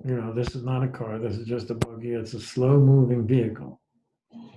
Okay, that's good. It's public safety. But the Amish said, no, bright orange things are bad. Colorful things are bad. They make people homosexuals. This is a belief of theirs.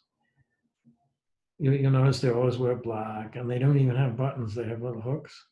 They have this deep belief that decoration, personal decoration, is a very bad thing.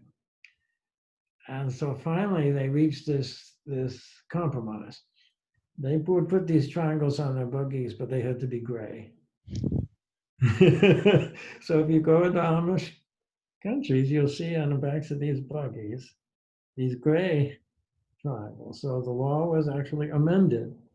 So you can have cultural groups that are not persecuted, even though they refused, of course, they refused the draft. But the United States said, and Canada said, well, if you have solid religious reasons for being conscientious objector, fine.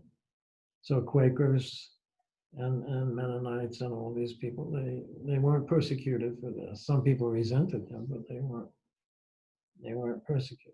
So maybe that this is how we make some kind of progress. I mean, clearly there are many things about the Amish. I'm not about to go join them, but I am very intrigued by the idea of a society that is nonviolent.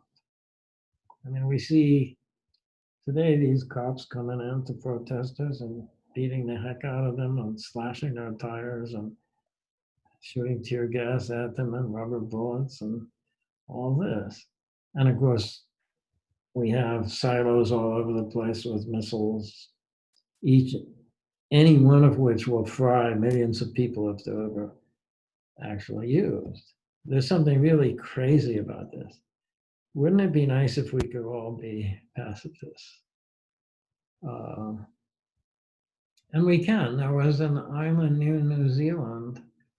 Well, of course, the Amish are pacifists, and there are many other groups like that are pacifists. There was an island near New Zealand inhabited by these people called the Moriori. And they had an absolute taboo against violence against people. It just didn't happen.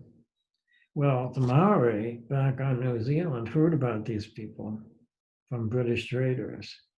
And they said, oh, easy pickings. And they went and they just destroyed the Moriori, essentially. They may have saved a few of them by enslaving them.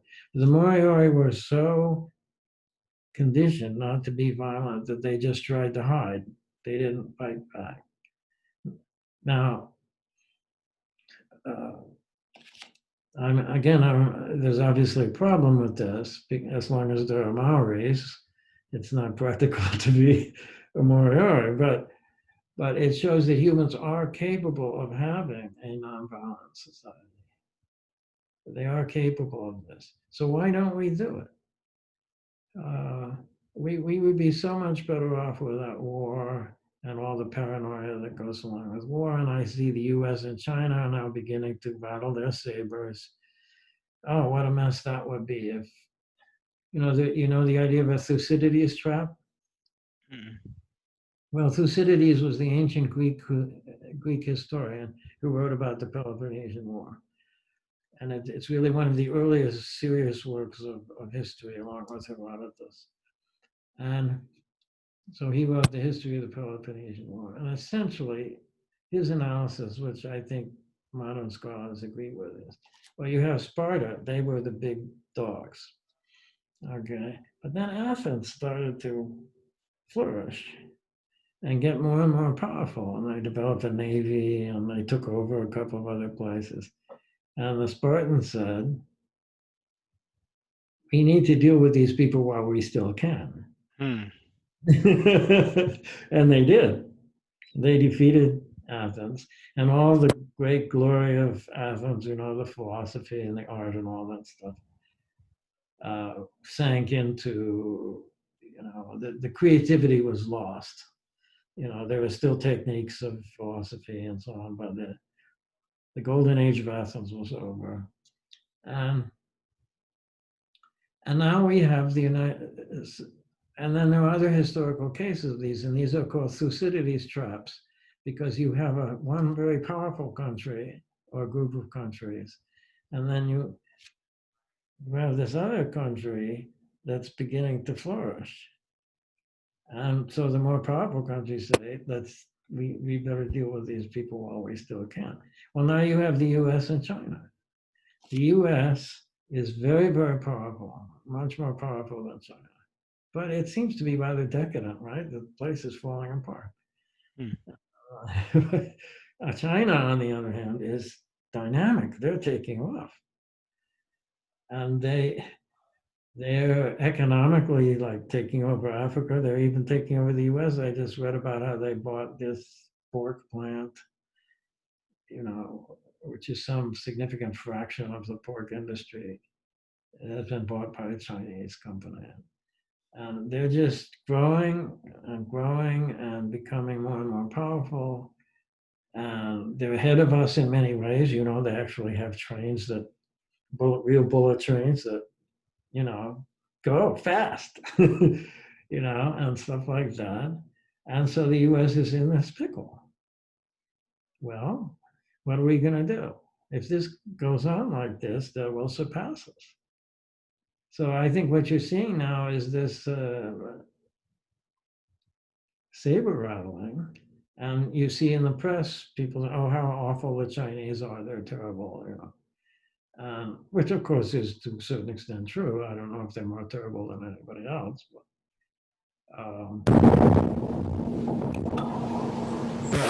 Thucydides trap with respect to China is there going to be war? Well, amongst the Athenians and the Spartans, war was a matter of spears and ships with many oars, ramming into each other and stuff like that. Didn't destroy the environment, didn't threaten to destroy the human race if they had these wars. It was just stupid.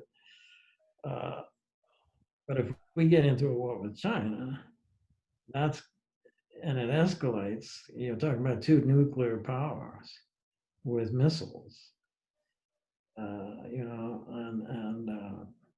this would be a very serious thing. So I think we need to somehow pay attention to the Amish and other people who have built pacifist societies, and we have to learn to cooperate with China and with other people, or Russia for that matter. I mean, Russia is clearly testing us to see what they can get away with.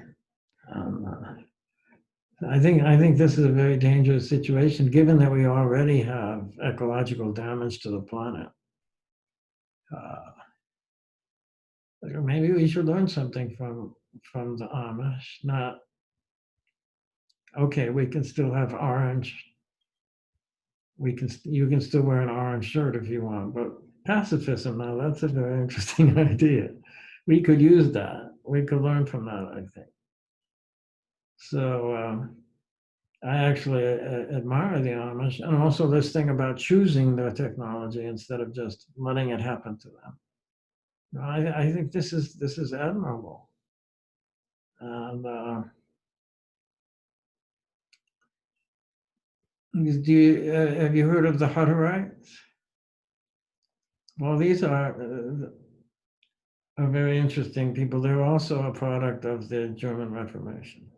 So they're pacifists, okay, like the Amish. But they have an economic democracy. What this means is that everybody owns everything. They have all their property in common. And so how do economic decisions at the large scale get made? Well, they elect people to be managers. And these managers make the policy, but they can also override them. You can have a plebiscite sort of situation. If they think the manager is doing the wrong thing, they can vote on the issue itself. It's an extremely democratic system, and this is how economic decisions get made. They're not made by competing with each other. They're also highly decentralized. They don't have a government over all Hutterites. They have colonies, and when a colony reaches a certain size, it buds off another colony. And this other colony is politically independent and economically independent of the first colony. So there's no big government. I'm leaving something out, but something else rather amazing about them, I think. But maybe it'll come to me later. But here's and like the Amish, they exist because they're tolerated by Canada and the U.S. They're in a growth phase. They are having a little trouble because up till now they've been agricultural, but now there's a need to start getting into more techie stuff. And there are things I don't like about them. For example, this democracy is entirely male. Women can't vote. But now you could ask, well, couldn't we change this? Would the whole thing fall apart if we change this? I don't see why it would. Why can't we have, reform Hutteritism, in which or like reform Amish, where we don't worry about people being homosexual, right? Would that cause the whole system to fall apart? I don't think it would. So these people, see, a lot of people would say, oh, that sort of thing is incompatible with human nature. We have to have war because we're intrinsically violent beings. But if you look at the Amish and you look at the Hutterites, are they not human? It is perfectly compatible with human nature to have economic democracy, pacifism, nonviolence, and decentralization. These things they demonstrate that these things are possible, at least in certain contexts. Well, And I think and the key part is it possible for adults to make that transition, or do you have to be brought up in such a society? that's an interesting question. I don't think they have a lot of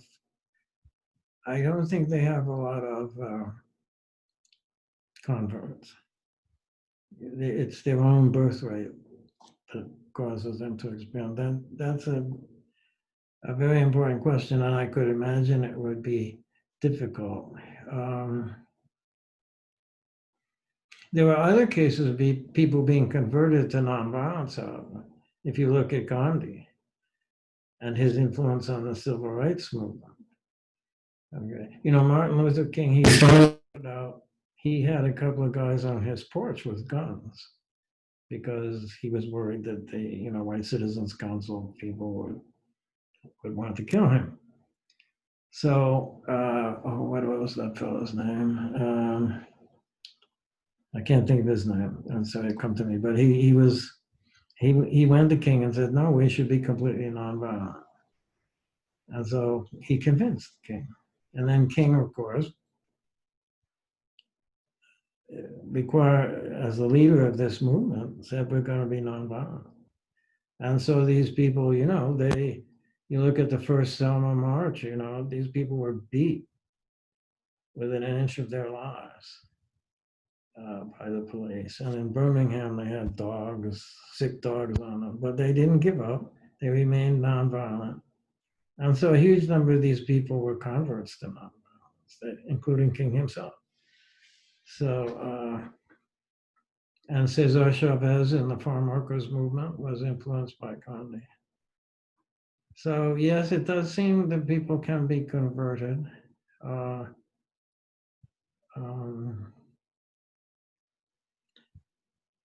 At present, only a very small proportion of people on the planet have been converted to nonviolence, but it does seem possible. There was a fellow who was a disciple of Gandhi's, and he was from the Northwest Territories in Pakistan. And people there are traditionally very violent. If you say the right thing, if you say the wrong thing, the person takes you to be insulting him, he will try to kill you right on the spot. Okay? And they have this honor killings and, very violent society. But this guy was converted to Gandhi, and he became one of Gandhi's, sub-leaders. Khan was his name. I forget his other names. So it was possible for this guy to make the transition from this extremely violent honor culture to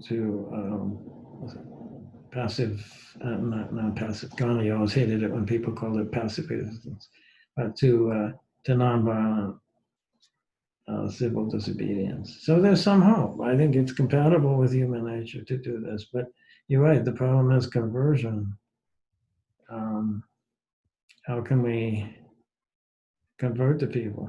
And I could say one thing, and that is that it's maybe just fear will do it, because we are at the very edge of destroying ourselves. I think I find that very plausible. If we don't change our ways, we have this Thucydides drop with China, but people say, well, it's actually atomic armaments have kept the peace. There hasn't been any war in Europe for a long time. And yes, I think that's true. And yet it's been very unstable. There have been several times when we came very close to atomic war.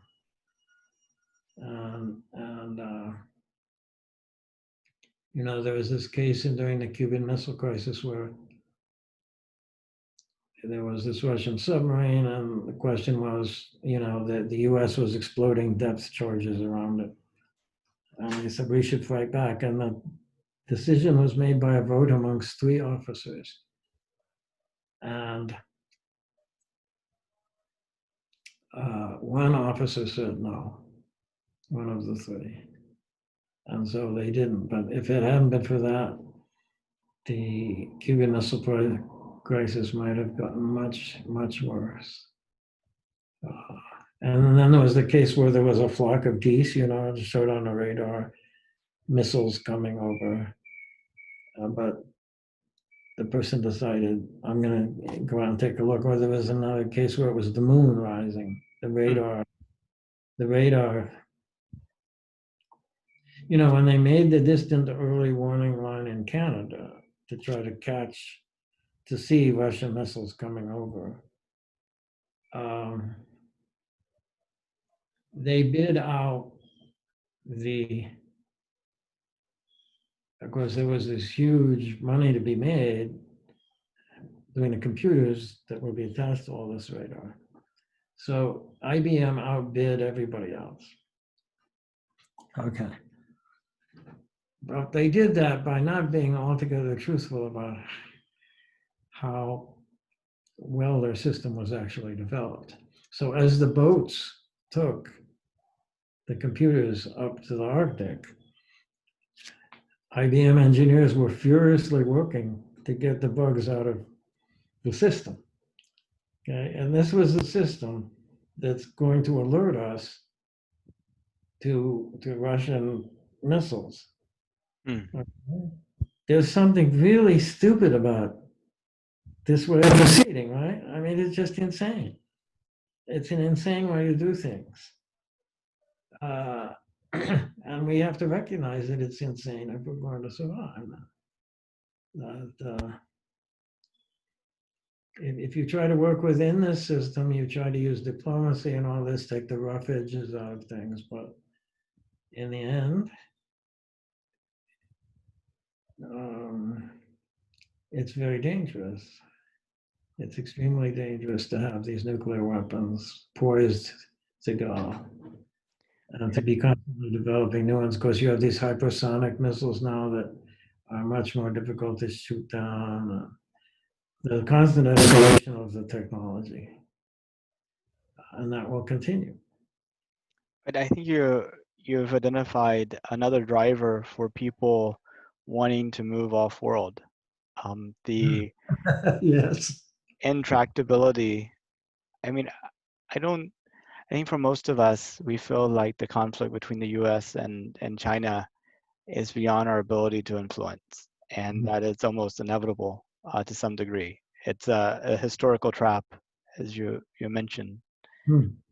Um, but I think there's a lot of people that are like, I'd rather have a hard life that I can have some measure of control. Like I feel better arguing, I feel better fighting nature than I do fellow people. Um, because I mean, an existence on Mars or in space is going to be extremely difficult. I don't think anybody can really contemplate the the abject poverty and lack of comforts and the constant being on the borderline of existence that will initially be required for people to be in these places. And how even with the best plans, things go wrong and unexpected things happen and you have whole new things. But I think there may be some people, especially if hostilities started and we had the capability to send people, you might see some number willing to take their chances in a world where they felt like they had a little bit more control than in one in which they felt like, you know, um, destruction was just around the corner. Mhm. It's like the hippie communes of the 60s. Yes. They said the system is corrupt. We can't do anything about that, but we can retreat from it and try to build the societies that we want. So now it's gotten much more expensive to do that. But yes, and I think I've seen exactly this kind of rhetoric coming from Elon Musk and other people that for the sake of human survival, we should go to these other planets. Not only because we might destroy our own, the Earth ourselves, but because there are impersonal catastrophes that can happen to a planet.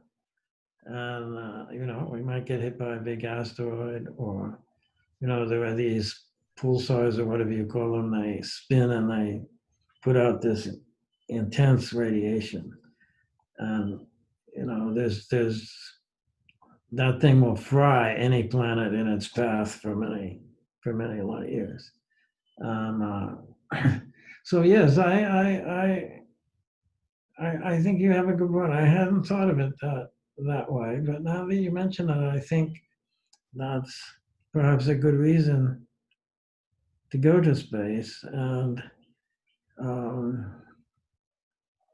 because we're making a terrible mess of it here. So let's try to get some people out.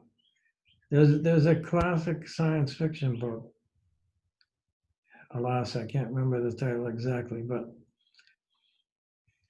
uh, it may come to me. When a nuclear holocaust has happened, and civilization has been pretty much destroyed. And the situation starts out in a monastery somewhere in the American Southwest. And like other monasteries, these people are they are they are saving fragments of books from the previous civilization. Many of them they can't understand, but they are saving. They find this particularly interesting one, and the guy says, "Well, you should take this to such and such a place." So then time moves very rapidly. Uh, the original characters die, but we see that gradually civilization is reproduced.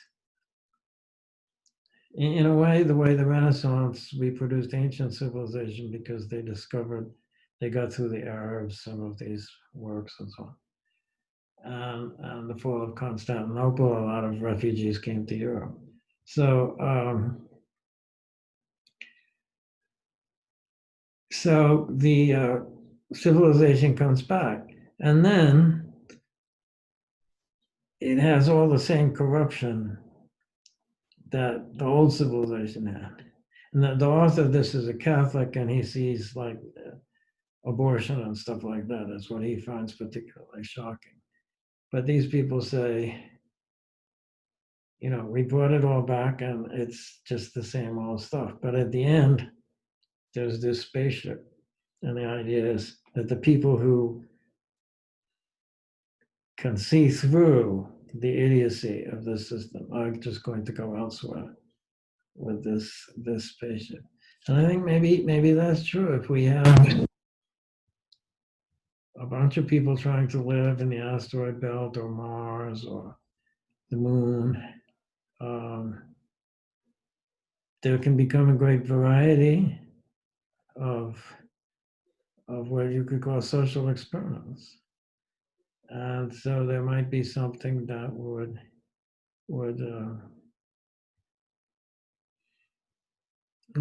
turn out to be better than anything we have so far, and that could exist by virtue of being isolated. Of course, there's going to be a tendency over time for, if the population in the asteroid belt or whatever keeps growing, there's going to be a tendency, okay, we're going to become a single nation here, or maybe several small nations, and they'll fight and so on. And so you'll have the centralization. There's a certain tendency to self-centralization.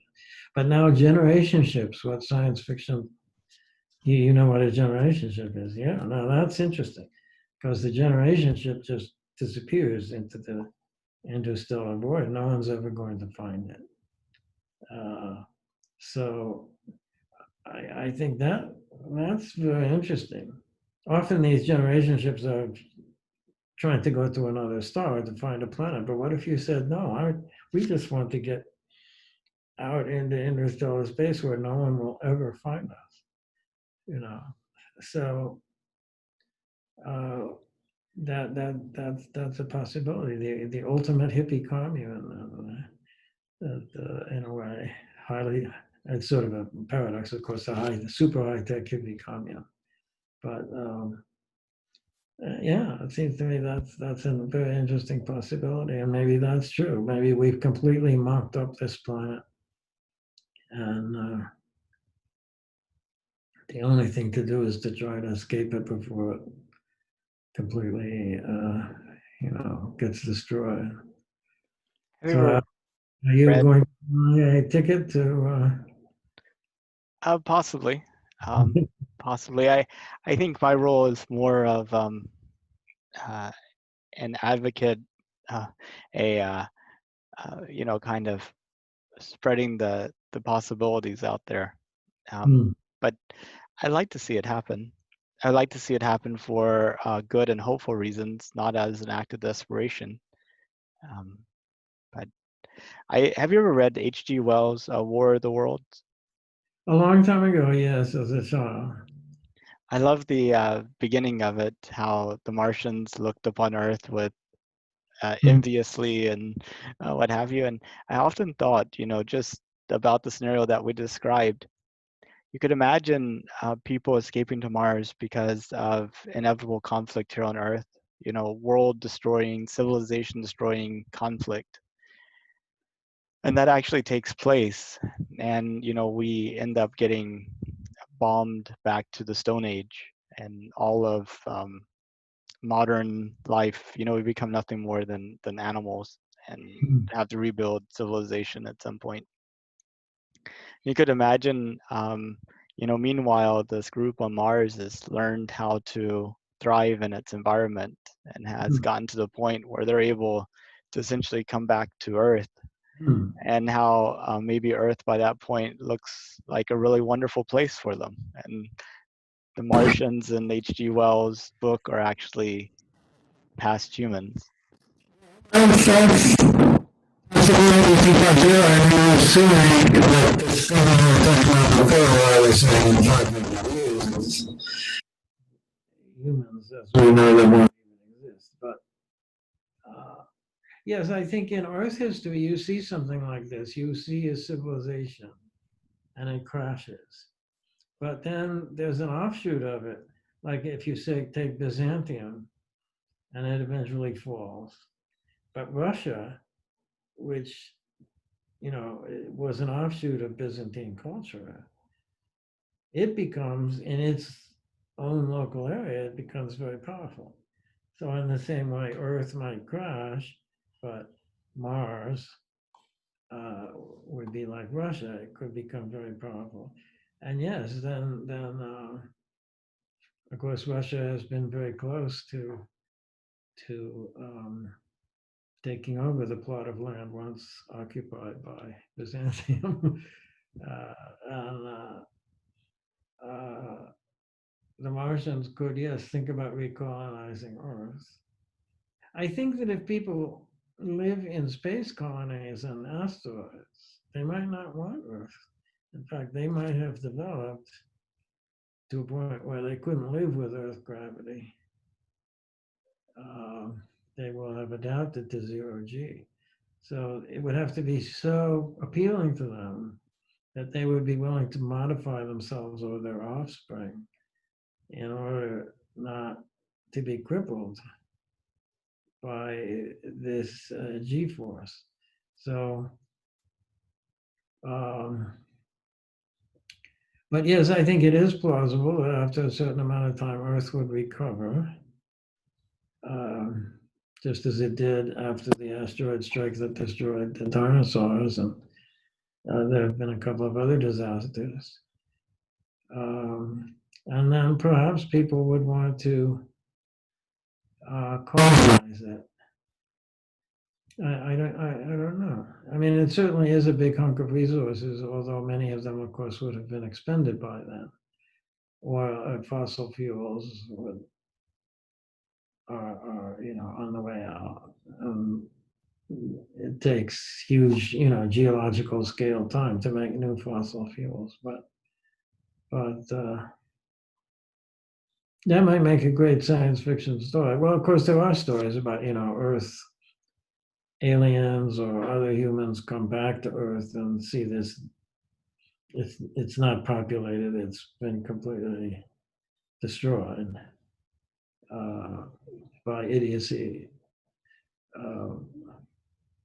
But yes, I think you might have this proliferation of cultures, and life might start fresh. It's sort of like what do they call it, slash and burn agriculture. You have a tribe, and they chop down the trees, partly by burning them. It's Stone Age technological development, like stone axes and things like this. They chop down the trees, and they begin agriculture. But after a while, the soil is exhausted. They don't know how to prevent this. What they do is they just go to another place, chop down all the trees. And eventually that first site will replenish itself and they can come back to it. But in the meantime, they're just hopping around. And in a way, human history, the history of human civilizations is like that. Civilizations seem to die after a while. But then a new civilization appears in another place. And sometimes sometimes in the same place. But you know that like a lot of places in the Middle East, there's a theory that they depended a lot on irrigation.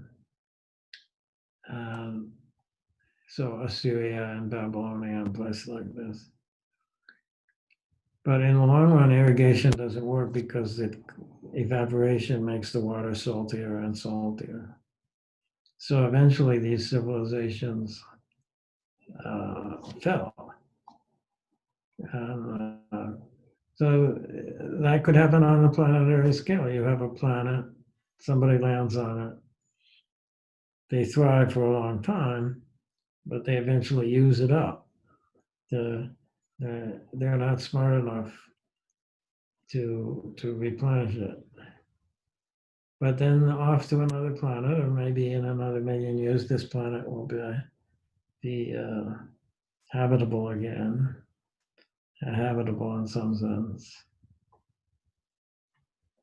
I mean, if we're allowed to change ourselves with genetic engineering and nanotechnology and so on, we could even conceivably live in the atmosphere of Jupiter or something, some gaseous giant. You know, there'd be a problem with storms, but you might be able to work out something. Of course, the ultimate adaptation is uploading. Now, Greg,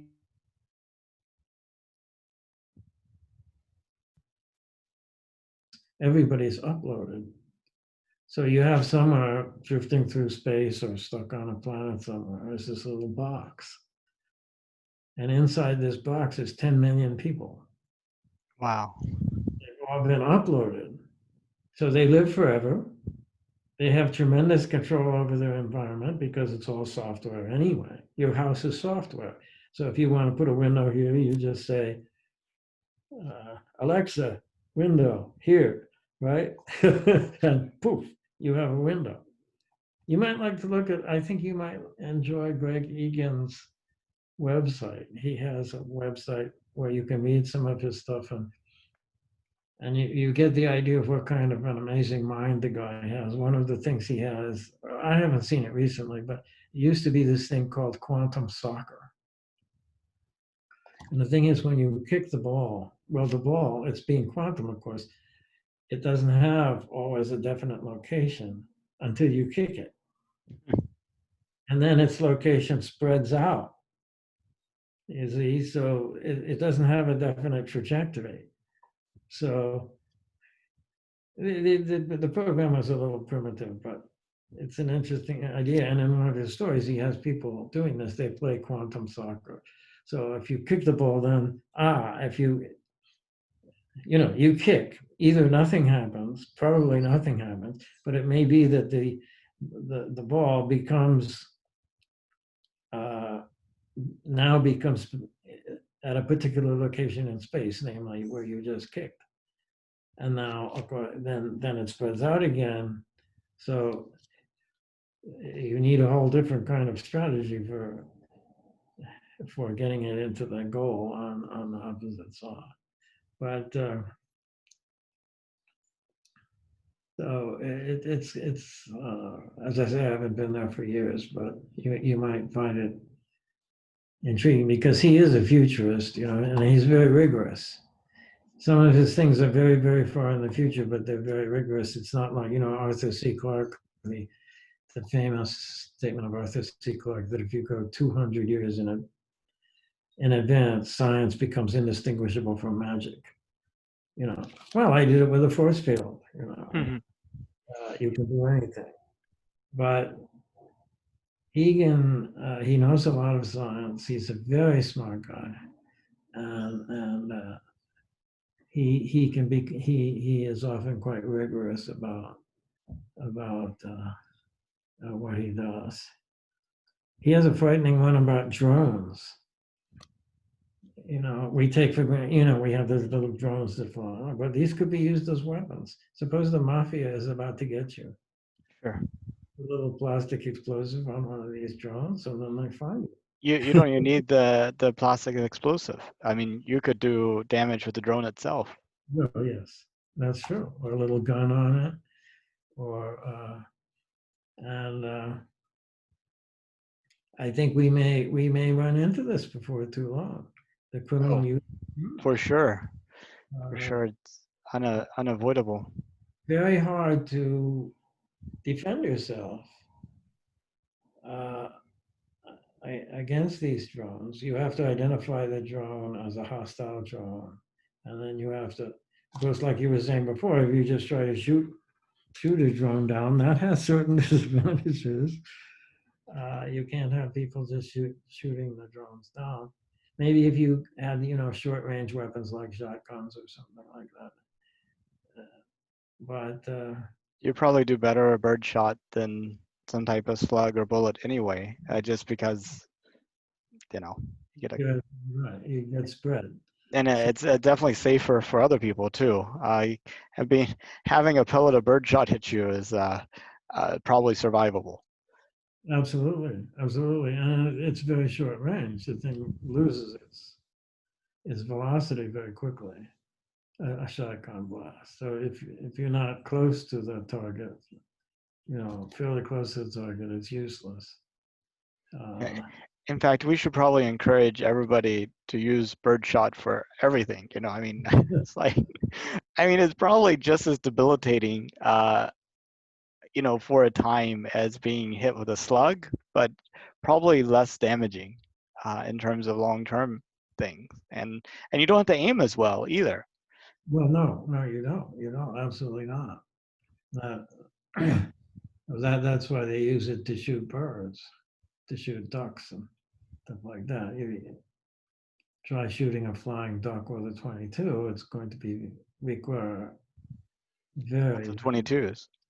well. Yes, right. Lots of 22s, or you have to be really, really good with a 22. But with a shotgun, if you just kind of get it in a rough area of where the duck is, you'll be all right. And so, yeah. So every time there's a new technology, there's a new problem.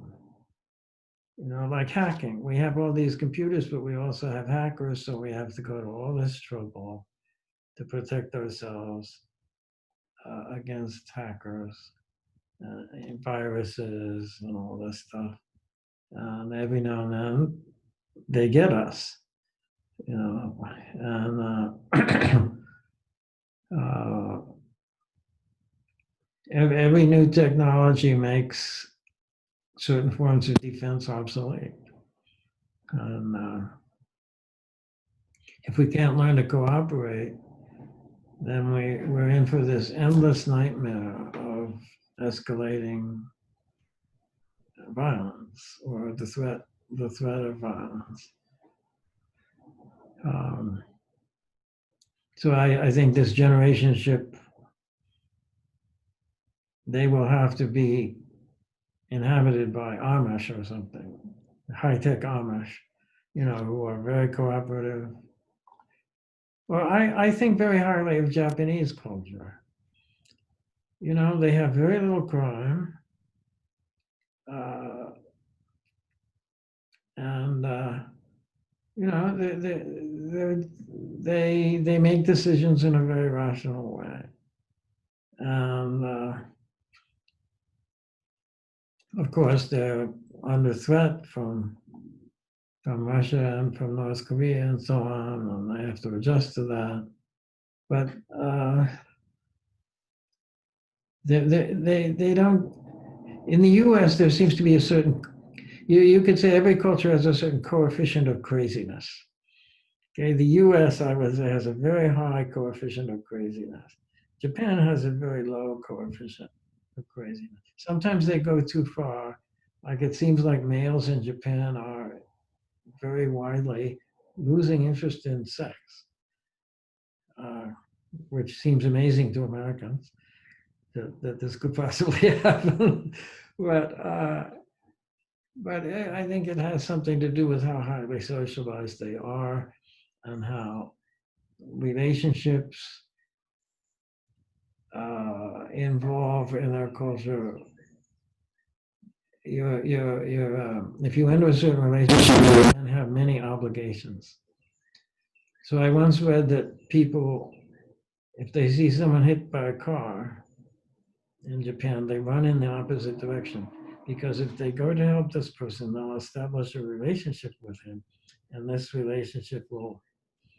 You can't just take him to the hospital and say, "All right, good luck, buddy." You now have a relationship with this person, and that entails all these responsibilities. So people say, "Forget it." Uh, so I think in some ways they carry this too far. They keep the streets clean. They don't have a lot of crime and violence.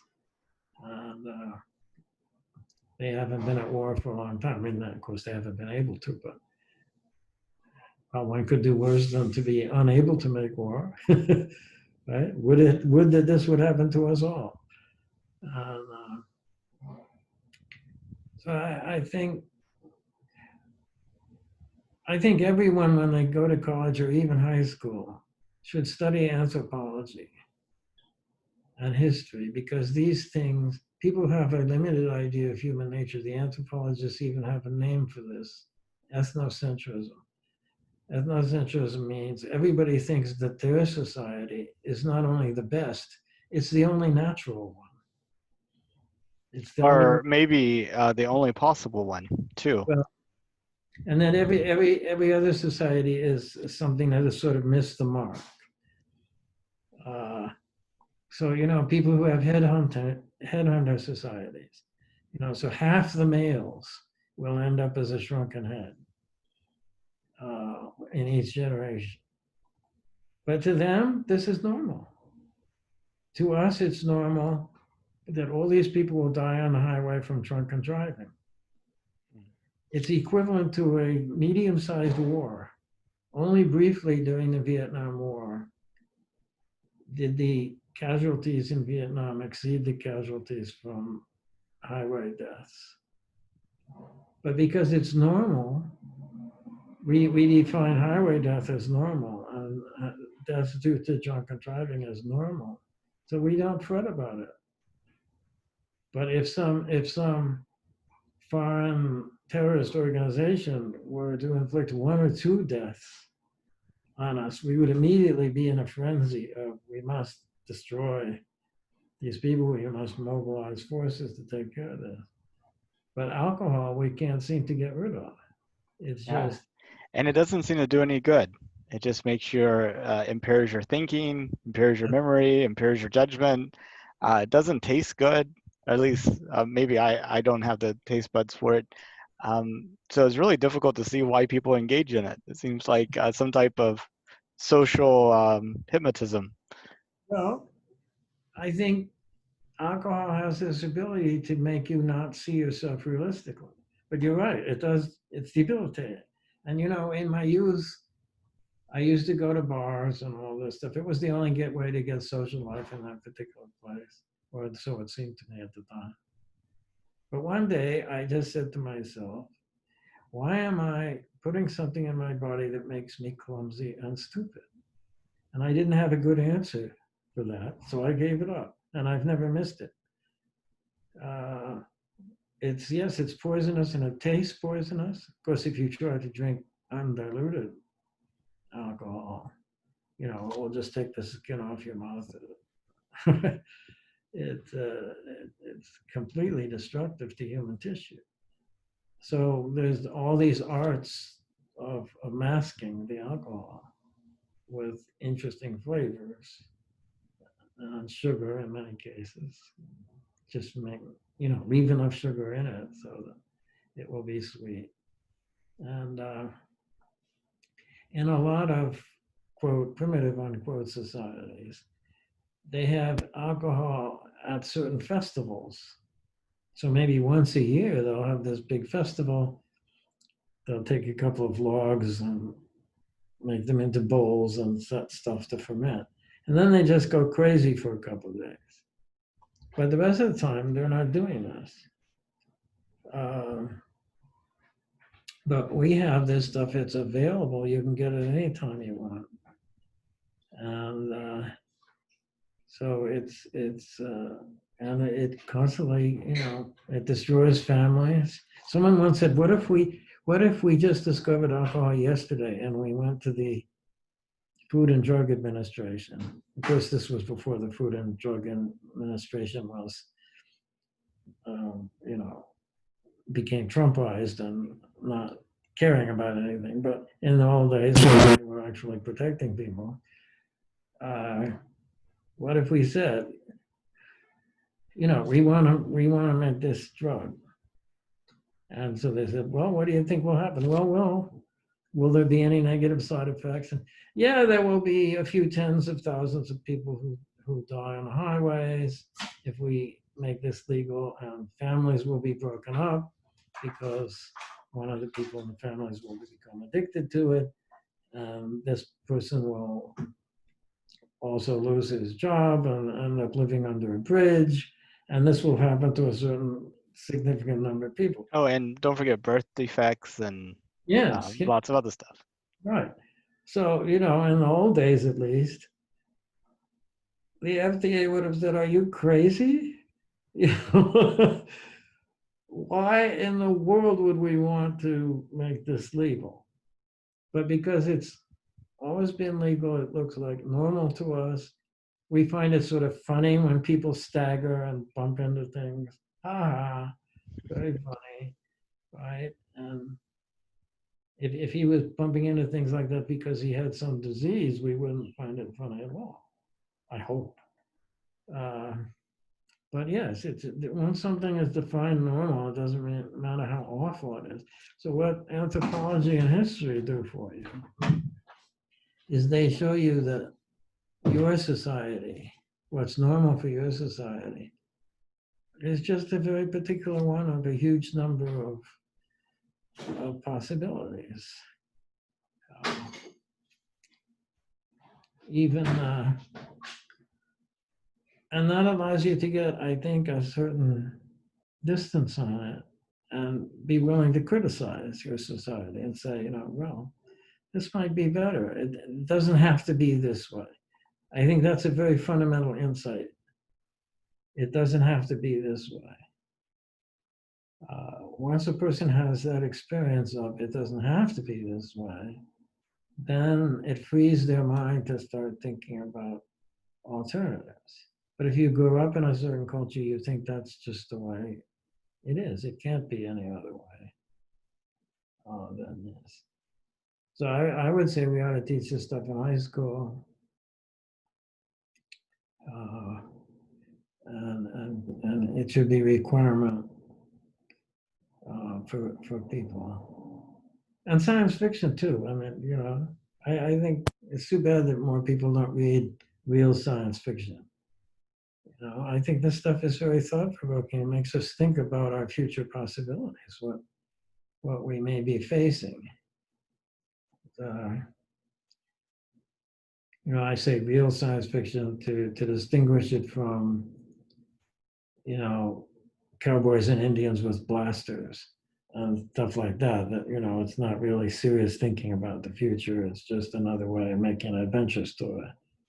You know, alien invasion that seems bound to take over the earth, but our valiant soldiers find a way to destroy them or something like this. Or it just happens like in one of the worlds. They were just saved because the aliens get sick. They can't have.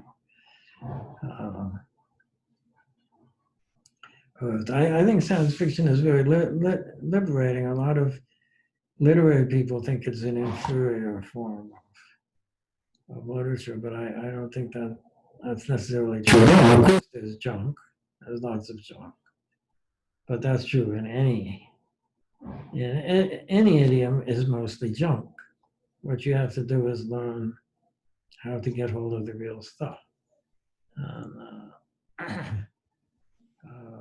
that's also a function of a liberal education to teach you how to find the real stuff amidst the junk. And, so I don't know. So what? Yeah. So, all right, you've actually made me think much more positively about the possibilities of space flight. My tendency has been to think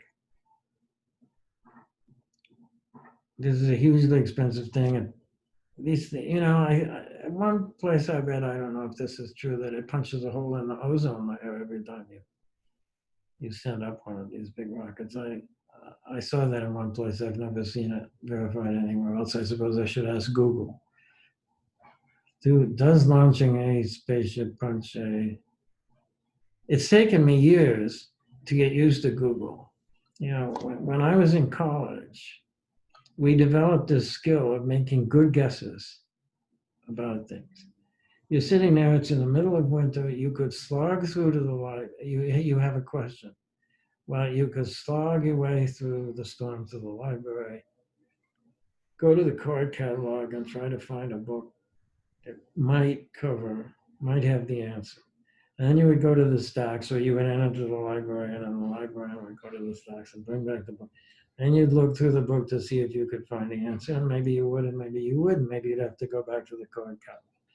And then eventually, you might find the answer.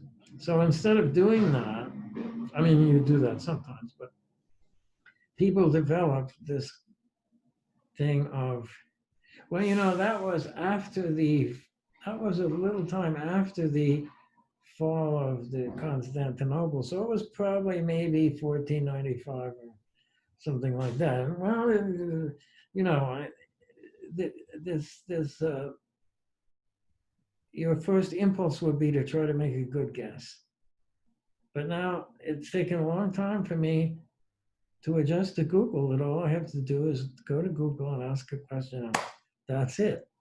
I have this deep habit of guessing, of trying to guess the answer. And it's taken me years to say, no, just ask Google, just ask Google. Because, and the whole, people don't have these kinds of conversations anymore.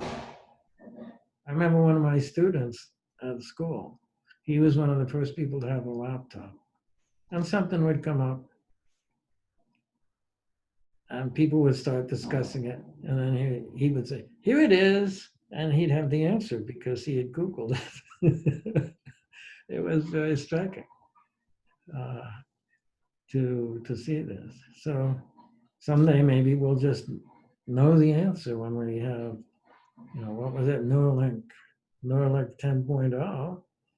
The answer will just come to us.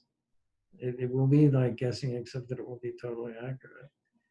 Well, now, just because you can ask a question in Google and get answers back, you also have the authority problem in terms of which one of those answers. Well, first of all, a lot of questions are ambiguous, and so you might get factual answers back that are good, but they're to a different intended question than the one that you meant. Yes.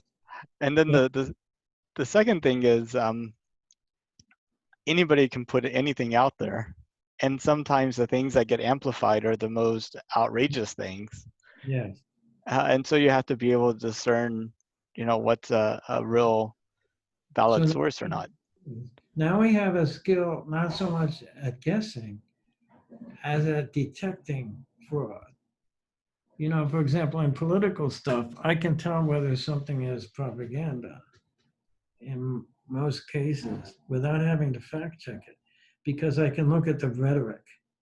And if the rhetoric says, these idiots believe that, then I know this is propaganda. If it's trying to scare you or shame you into believing it, uh, then it's probably propaganda. And people should learn more rhetoric, I think, and understand. About this, my mother had an interesting story. She used to live in St. Johnsbury, which is a city in Vermont, and they have a school there. And some people said this school should teach budgeting to the students, right? Because budget, if you don't budget, if you're not wealthy, you need to budget or you will be in trouble. but people don't spontaneously do this, they impulse buy. So the Chamber of Commerce said, no, you may not teach budgeting, because many people in this Chamber of Commerce were doing things like rent to own. So people would think, oh, this is cool, I'll rent to own. But they wouldn't budget. And so a couple of months down the road, they would rent to own several things, and then they couldn't keep up with the payments. So they would end up without the refrigerator, but several $100s worse off.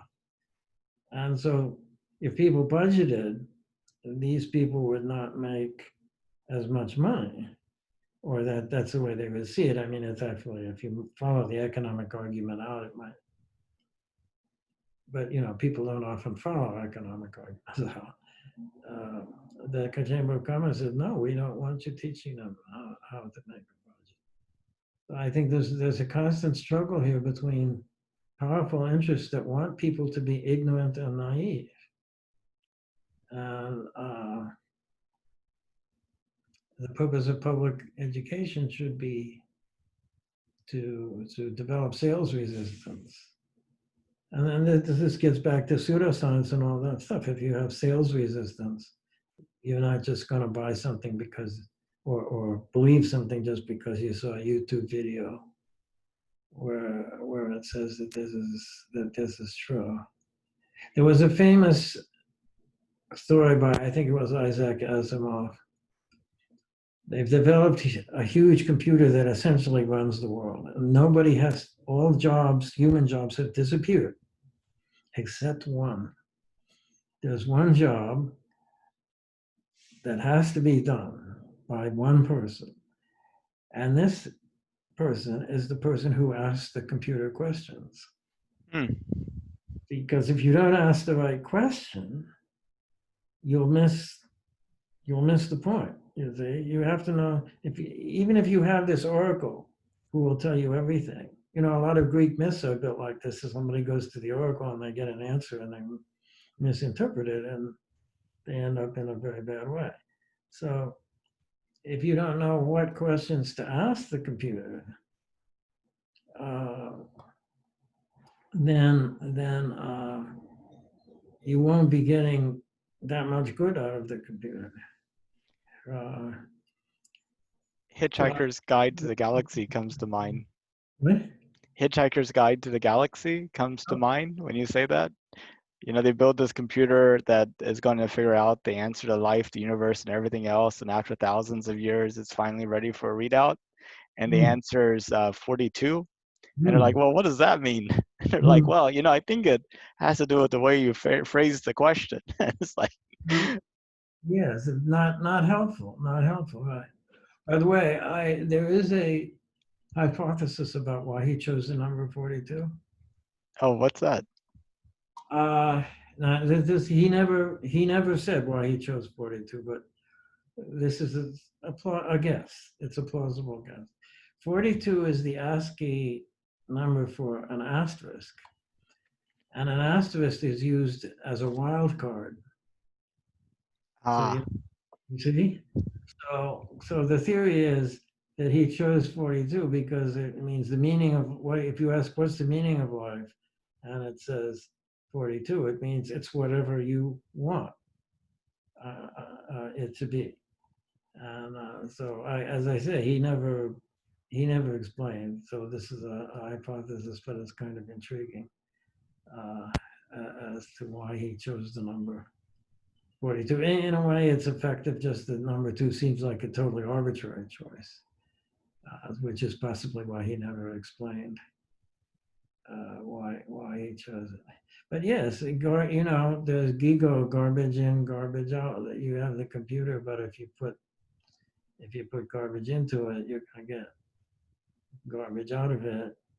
And um, well, and especially, it's one thing to have an algorithm that is deterministic, that how the inputs are going to be mixed together to create outputs. It's a mhm, completely different situation to have an algorithm that you train with data that you Hmm. then use later on, like we do with machine learning and neural nets, which are by their very nature backwards looking. So in some way, they're kind of constrained and unable to look forward. They're only able to apply past knowledge to Yeah. the forward, but not. But you're really unable to really inspect the mechanics behind that knowledge. It's Mm. just you're able to test the effectiveness of or the consistency between maybe a human looking at a picture and identifying faces versus the computer, but not really able to see how it got got its knowledge. So it's Yeah. kind of interesting there. And I don't see why such a computer can't be psychotic. Yes. Right? I mean, okay, you test it and it gives you the right answers. And you after a while you come to sort of trust it that it's always going to give you the right answer. But you don't know. It's very difficult to if you look at all the coefficients in it, it's very uninformative to a human brain. You know, it's not like an algorithm.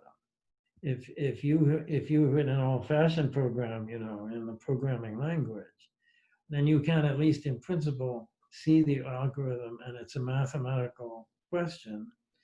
Exactly what function is this thing computing? But with these neural net things, you don't know. You have no idea what function they're actually computing. And in fact, there are cases where they do behave in a really weird way. You give them inputs that are slightly different from the inputs you've been giving it, and the output is wildly off. But Uh, must be correct. well, correct, correct according to what principle, you know? So It, I think people have a very similar thing. We have, you know, all these neuronal connections. It's more complicated than a bunch of neural nets, uh, but you know, we're capable of being very irrational, and we are trained. But a certain number of us end up as criminals or insane. The training is not sufficient to really guarantee what we presumably want it to guarantee. And so, are you going to give a computer? How much training does it take before you trust a computer to run the whole Earth economy? I would say, well, of course, there are all these deep questions about philosophical sort of questions about, well, what should an economy do anyway? What do we want from it? You know, now we use GDP. Oh, the GPD went up. That's good. But I saw this interesting story about that the other day. An economist and his student are walking down the road, and the student sees a dead, the economist sees a dead rat, and he says to the student, "I'll give you 50,000 rupees." This was an Indian story. "I'll give you 50,000 rupees if you eat that dead rat." So the student thinks, "Oh, 50,000 rupees. All right." So he overcomes his squeamishness and he eats the rat. And then they're walking down the road, and the student sees a dead rat, and he says to the teacher, "I'll give you 50,000 rupees if you eat that dead rat." So the teacher, like, "Oh." He eats the dead rat. So they walk along for a while, and then the student says, "We both just ate dead rats for free." and the and the teacher says, "Yes, but the GDP went up by 100,000 rupees." Right? exactly. Exactly. Yeah, the GDP doesn't, it's not a very good measure of whether people are actually flourishing. It's like all this expense that we're putting into fighting COVID-19 is going to go into the GDP. Uh, Well, there's this cartoon, this astronaut standing on top of the moon, and he's looking at the Earth, and the Earth's just been completely decimated by this meteor going through its core. It's like you can see the impact on one side, on the other side, you see like this big ejection of material. There's a mhm. caption of what the astronaut says. He goes, "Oh God, the economy." Yes, we're very worried about. We measure. We use the GDP to measure this, and we're worried about it. And I think it's Nepal and to some degree New Zealand. They're giving up on the GDP. Instead, they ask people, "How are you doing? How's life treating you?" And then they see, if a lot of people say, "My life is not treating me well, I don't like this," then and other people say they're very happy, they tabulate that, and that gives them this impression of how happy people are. And they want to use that as a requirement instead of GDP. And it seems to me this is a very intriguing idea. This is what we want. We want people to be happy or something like that. You might have other criteria. We admire ancient Athens or Renaissance Florence. Not We don't know how happy people were, but we see they produced these things, and that seems to count for something. So you could say, okay, have they produced great art, or not? Then um, of course, then that's tricky to evaluate. Are you going to trust the computer to decide what is great art, uh, or great music or whatever? Um, so it's very difficult. GDP just says that a lot of money changed hands. Oh, I mean, this much money changed hands in the course of this year. So, of course, it doesn't take volunteer work into account. It doesn't take housekeeping into account. Any kind of unpaid labor is not taken into account. And the broken window paradox? Mhm. You've heard of that?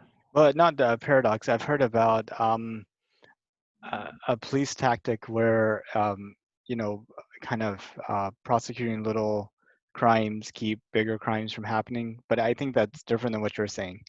Yes, the broken window paradox is this. A vandal comes by and he breaks a window. And so, okay, so the owner of the store, let's say it's a window owner's store, he hires someone to fix the window.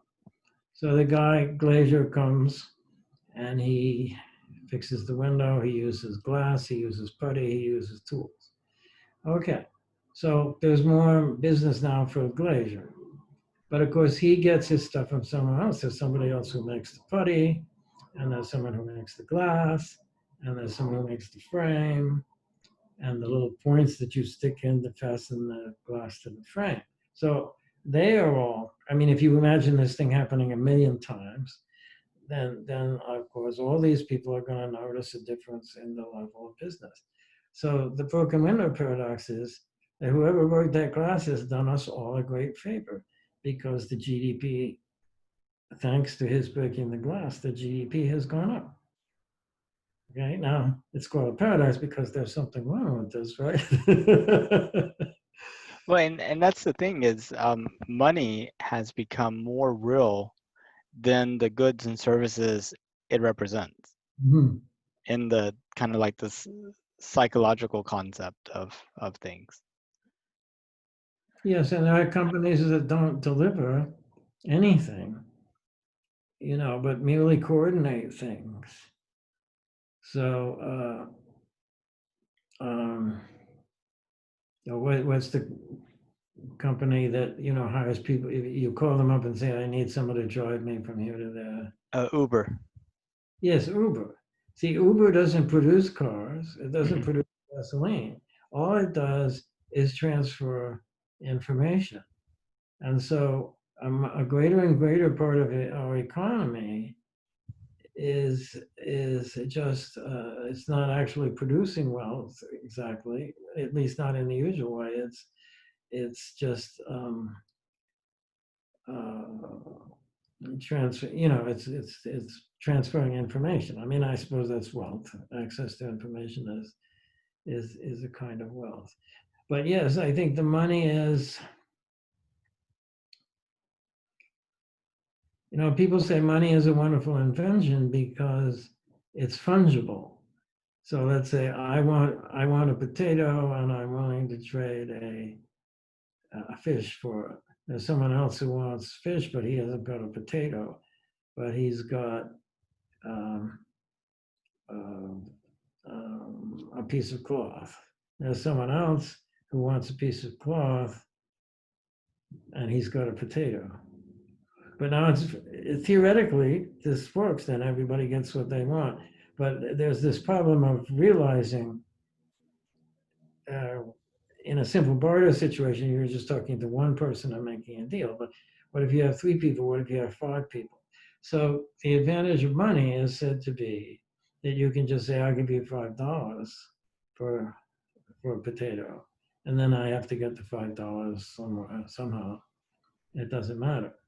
Okay, but the other thing is that using money means that you can concentrate huge piles of wealth. If you use fish, there's no point in filling your warehouse with fish and saying, what a rich fellow I am. I have a warehouse full of fish. No, they will just rot. Money, and especially in its modern form of, little magnetic numbers, so somewhere on a disk, it allows people to gain these huge fortunes, um, essentially by gambling, or at least amongst other things, by what essentially amounts to gambling, playing the stock market. And that in older economies, that was not possible because such money in a barter economy, you can't really do that.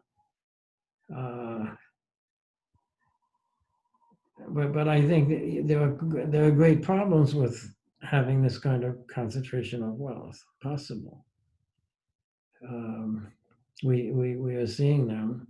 Of course, it corrupts you may have a democracy, but if every candidate needs a huge sum of money to fund his campaign, then before the campaign even begins, the candidates are being vetted by rich people and corporations who will refuse to give them money if they don't promise certain things, which is in the interest of these rich people. And Bernie Sanders sort of overcame that by getting lots of contributions, lots of very small contributions. But in the end, of course, it wasn't enough well, for various reasons. But there is, I think, as soon as you have big money, it corrupts the democratic process. You don't have people can vote with their ballot, but the rich people can vote with their money. And so the democracy is corrupted. And this is why we had Citizens United. Oh, corporations are people. They can give as much money as they want to politicians. And so that to me was really a further corruption of democracy. I think it sort of started with Reagan. In the New Deal, they had these very high income brackets where you could have, like, on a very high bracket, you would have 75% taken away. This was not just a source of income, it was a way of preventing runaway income inequality. But then with Reagan, they pared it way down. And that's when you started seeing the two graphs diverging between, these people are making all this money and these people who are actually producing the goods are not making any more money than they were. And the Democrats had a chance to set it back, but they didn't. So again, if you look at the system and ask how it operates, and you say it doesn't have to be this way, I think that's maybe one of the most central crucial insights that people can have is it doesn't have to be this way, and it doesn't matter, if you if you're in an abusive relationship, people think, well, it has to be this way. They won't try to get out of the relationship. This is the way the relationships are. This is what my father was like. All men are like this. You know. But if you realize, no, it doesn't have to be this way. You can leave this relationship. People will help you. If necessary, you can disappear altogether, go to a different place and start a new life. But they have to first accept the fact that they are not doomed to the situation that they're in.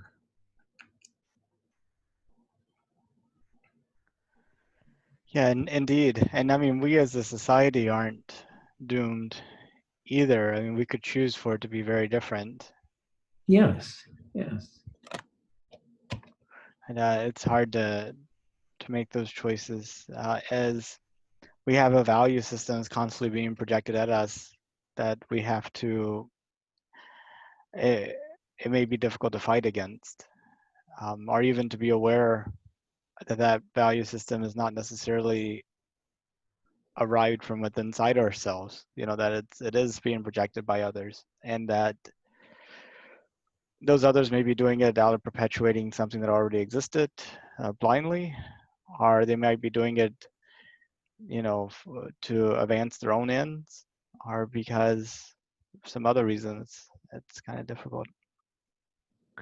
But talking about colonizing other worlds, I know that's been a dream for a long, long time, and always has seemed 50, 100 years out. But Mm. are you familiar with what SpaceX is doing down in Boca Chica, Texas? Not in any detail, no. So they're working on building a factory that can produce what they're calling the Starship. It's a rocket that'll be the most powerful ever produced, can carry like 100 people to space at a time, but Mm. will be 100% reusable. So it'll actually be the cheapest rocket to be produced ever Mm. in terms of per launch, since they'll be able to just fuel it up and launch it again. And they've actually already have created, I think they're working on their seventh test article now.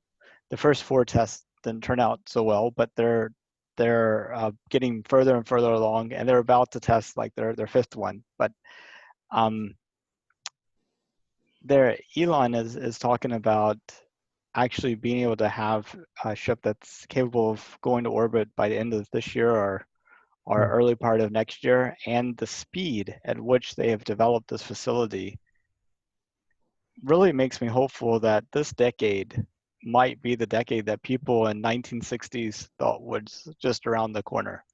That we might actually, I mean, he's talking about sending two cargo starships to Mars in 2022, which, I mean, that's just like around the corner. But considering that this facility had not produced anything and was hardly more than just, a trailer um, a year and a half ago, and now it's like, they're expanding it exponentially, and it's like the focus of the company.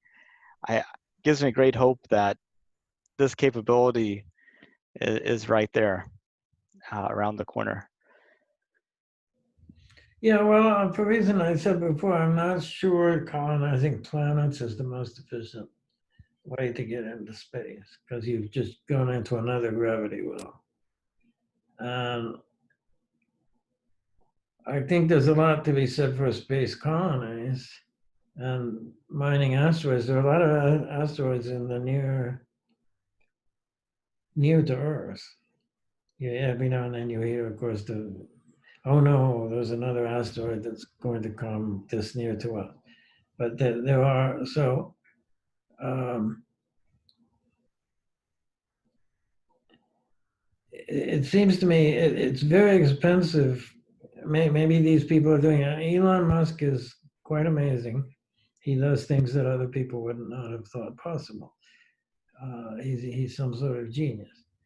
But still, it's going to take a certain amount of energy to lift 100 people into orbit, a very great amount of energy. resources. And I would just, I have no claim to expertise here, but it seems to me it might be better to do space stations. If you could get, instead of bringing people up from Earth, if you could get a population large enough to be genetically stable into orbit, and mining these near Earth asteroids. Um, the environment on Mars is almost as hostile as in deep space.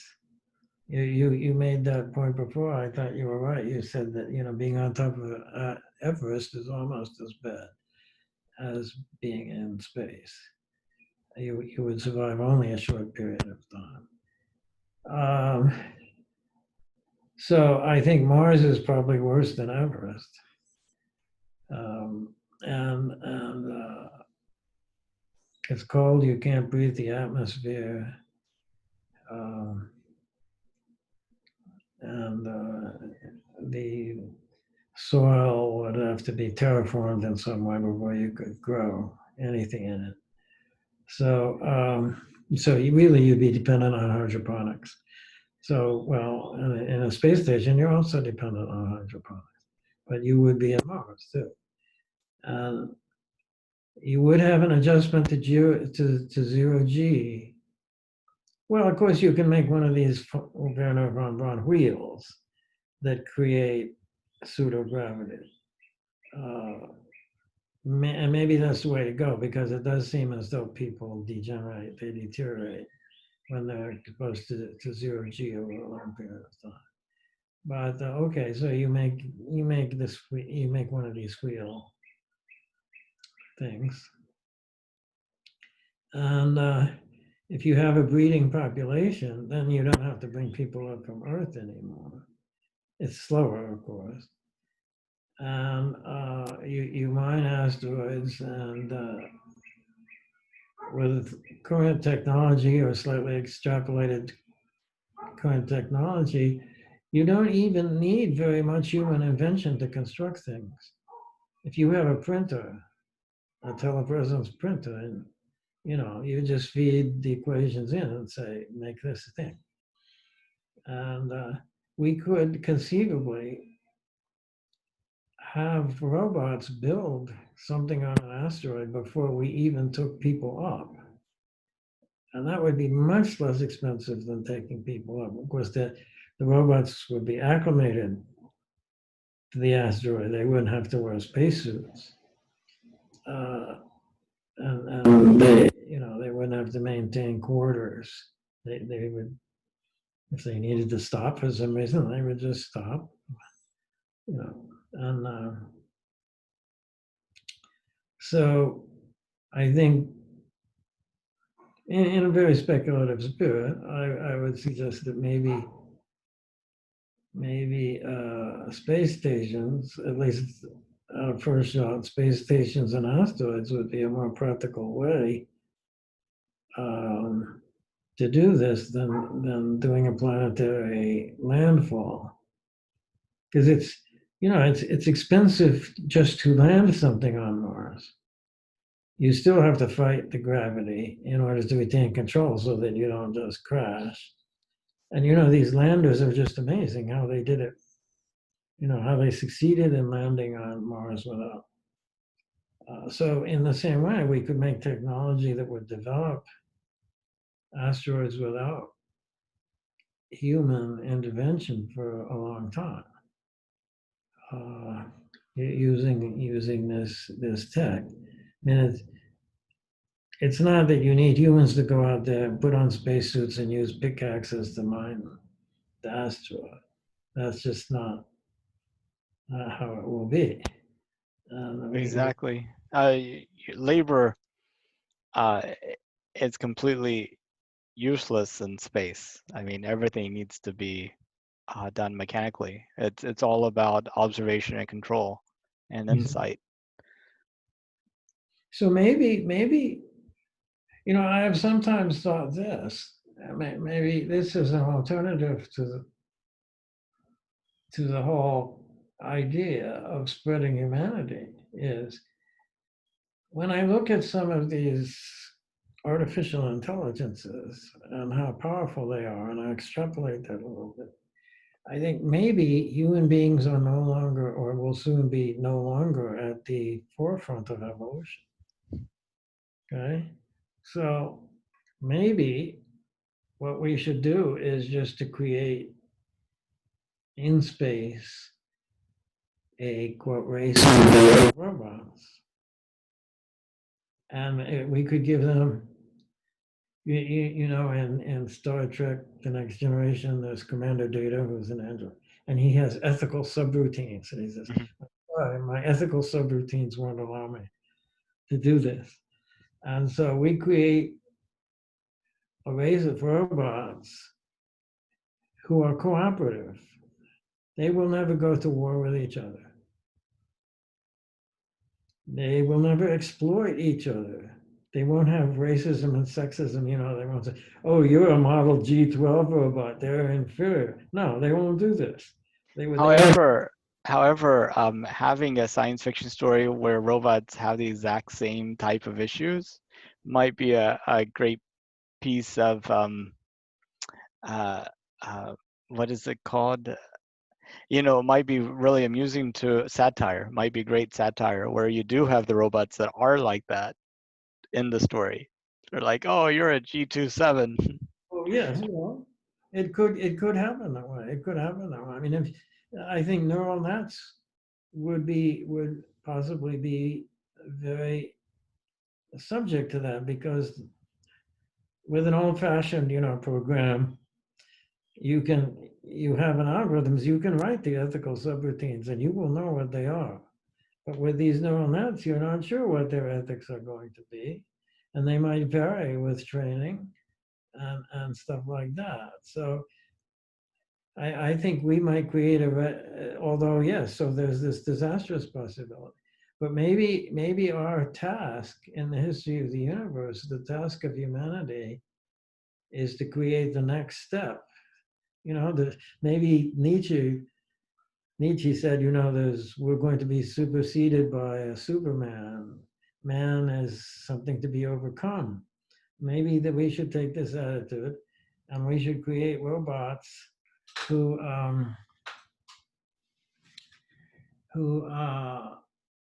don't compete and aren't snobbish and racist and so on.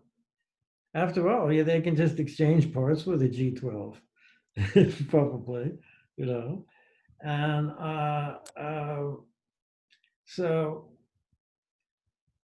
in fact, now that I remember, there's a feminist science fiction writer. I can't think of her name. The older I get, the worse my memory for details gets. Things like names. But she imagined this being done to humans with um, genetic program or genetic engineering. So she thinks. So of course it depends on your idea of what's bad with humans, what you want to fix. But she wanted to get rid of sexual jealousy. They're like bonobos. Bonobos. They don't have sexual jealousy. They just have sex in a very informal way. It's like saying hello among bonobos, so she gets rid of sexual jealousy. She gets rid of sexism. I forget now exactly how it does it. Whether she does it, whether there's just one sex or whether there's just no sexism for some reason. And they're cooperative. They're completely cooperative. So So the problems in her novels, which I'm not terribly familiar with, though, is you have these, what would you call them, heirloom humans and vintage humans, and then you have these others, and they're interacting, and But maybe this is another way that we should change our own. But rather than populate the universe with creatures who have war with each other and who are racist, racist pigs and so on, rather than spread this plague throughout the universe, we should instead change ourselves first and make, make ourselves genetically cooperative. And Darwinian evolution, you can see why Darwinian evolution would produce something that was competitive, that would rapaciously use every little last bit of resource that was available to it.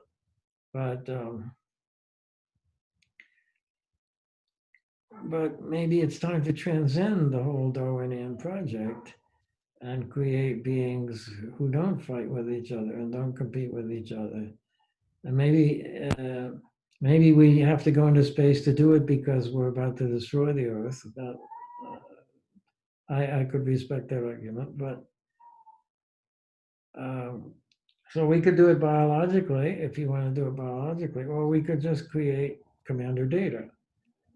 Uh, right? And he's a very appealing character. You've seen Star Trek Next Generation, right? I He's have. an appealing character, right? Of course, part of it is that he's so smart, uh, but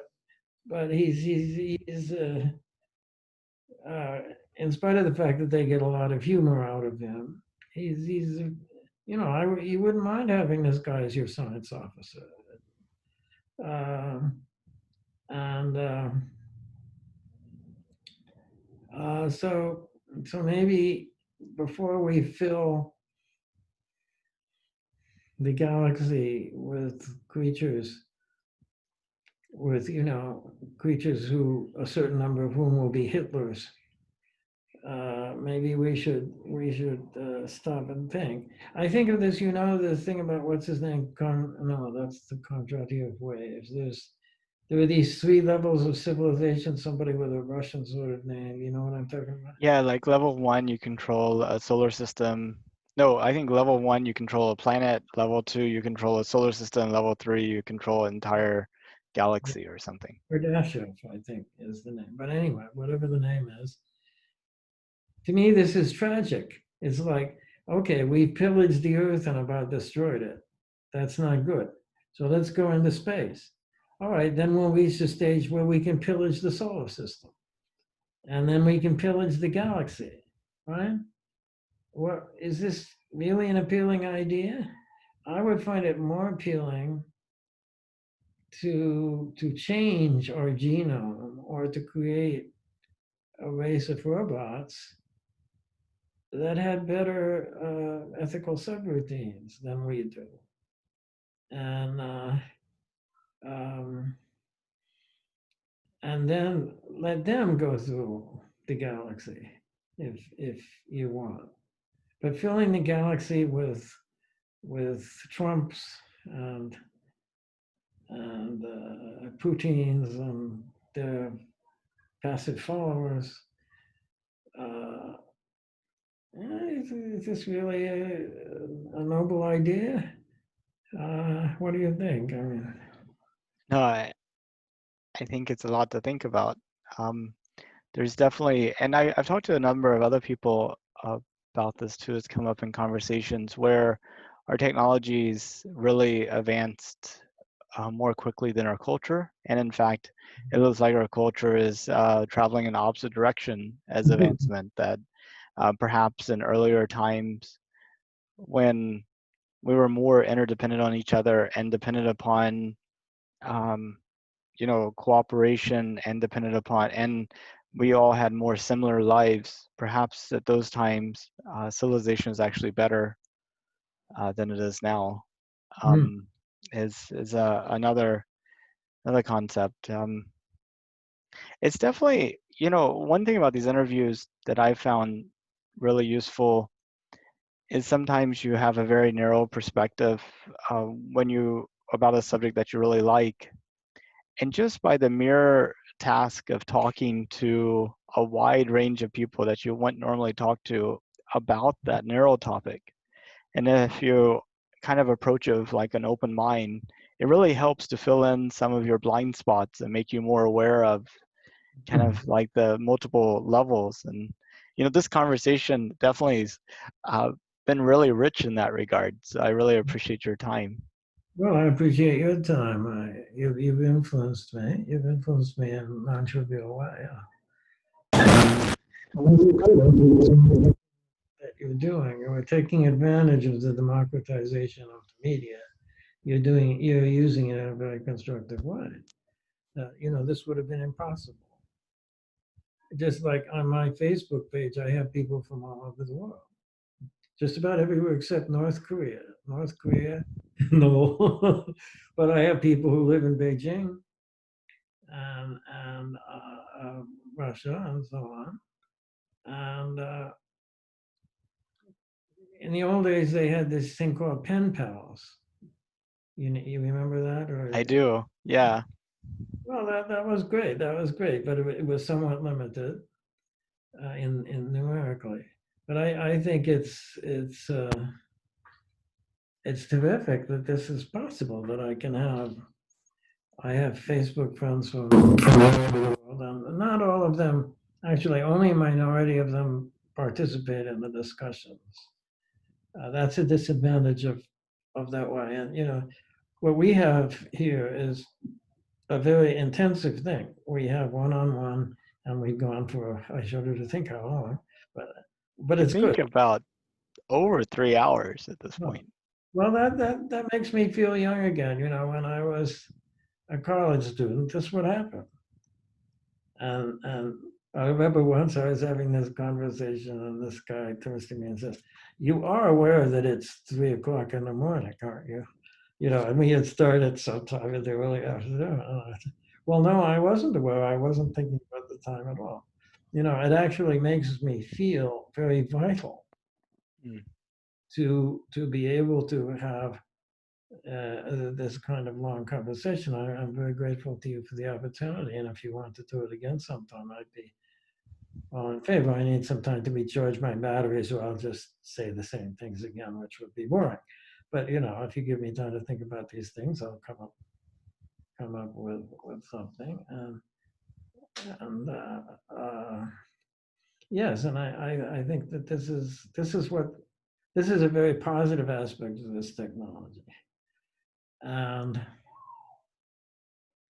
in terms of my Facebook, I see that I think that people from India and China are looking at this stuff, and they see that I and the other people, they're not saying we must wipe out the Chinese. We must wipe, Indians are barbarians. They're saying that we aren't like that. We're willing to. I always push a little one worldism all the time. You know that competitive nationalism is leading us to war and to crazy misuse of our resources. We have this huge military budget, but we can't make universal health care. This is crazy. This is nuts. So I push that, um, uh, and so I think, but it is Facebook is limited in that, of course, the interactions are short. And sometimes you have to wait a long time for the other person to show up. I mean, the guy in India is fast asleep when I make my post, and so I have to wait 12 hours or whatever before he gets around to responding. Um, but I think this is a wonderful thing that the technology has made possible, and I'm very glad that you're doing this. Uh, do you always talk about space, or is that just a thing that you chose to talk Oh, about? This? well, I mean, the framework of the project is that NASA's going back to the moon in 2024. There was a associate administrator that was doing a countdown to the end of 2024, Doug Laverio. Unfortunately, he's recently left the agency. Um, But anyway, so that created the framework for the project, was essentially try to do an interview with a different person every single day to the end of 2024 Mhm. to get their views. So I started on December 16th, 2019, so that'll come out to be 1,840 interviews. Mhm. Um, my original plan was to do them all in person. So I would go up to people in Starbucks and at the Mhm. mall, at the airport, what have you. Right now, considering the COVID-19 thing, it's people really aren't interested in talking to strangers in person. Uh, so I've had to adapt to online, but that's that. But it also gives you a wider range to do it this way. It does, it does. In some respects, geography and um, it also means it has to be prearranged, which it kind of tosses in a different aspect. Asking somebody their thoughts randomly at the coffee shop Mhm. means sometimes you get kind of a fresher read than Mhm. maybe I could see that. scheduling. But unfortunately, I do have um, a work meeting I have to attend in a couple of minutes, and I need to go take a bio break. So, but thank you Okay. so much, Paul. Well, thank you. Have a good one. Flourish and be happy. You too, and I look forward to staying in touch. All right, let's do it. Okay, Bye bye. bye bye.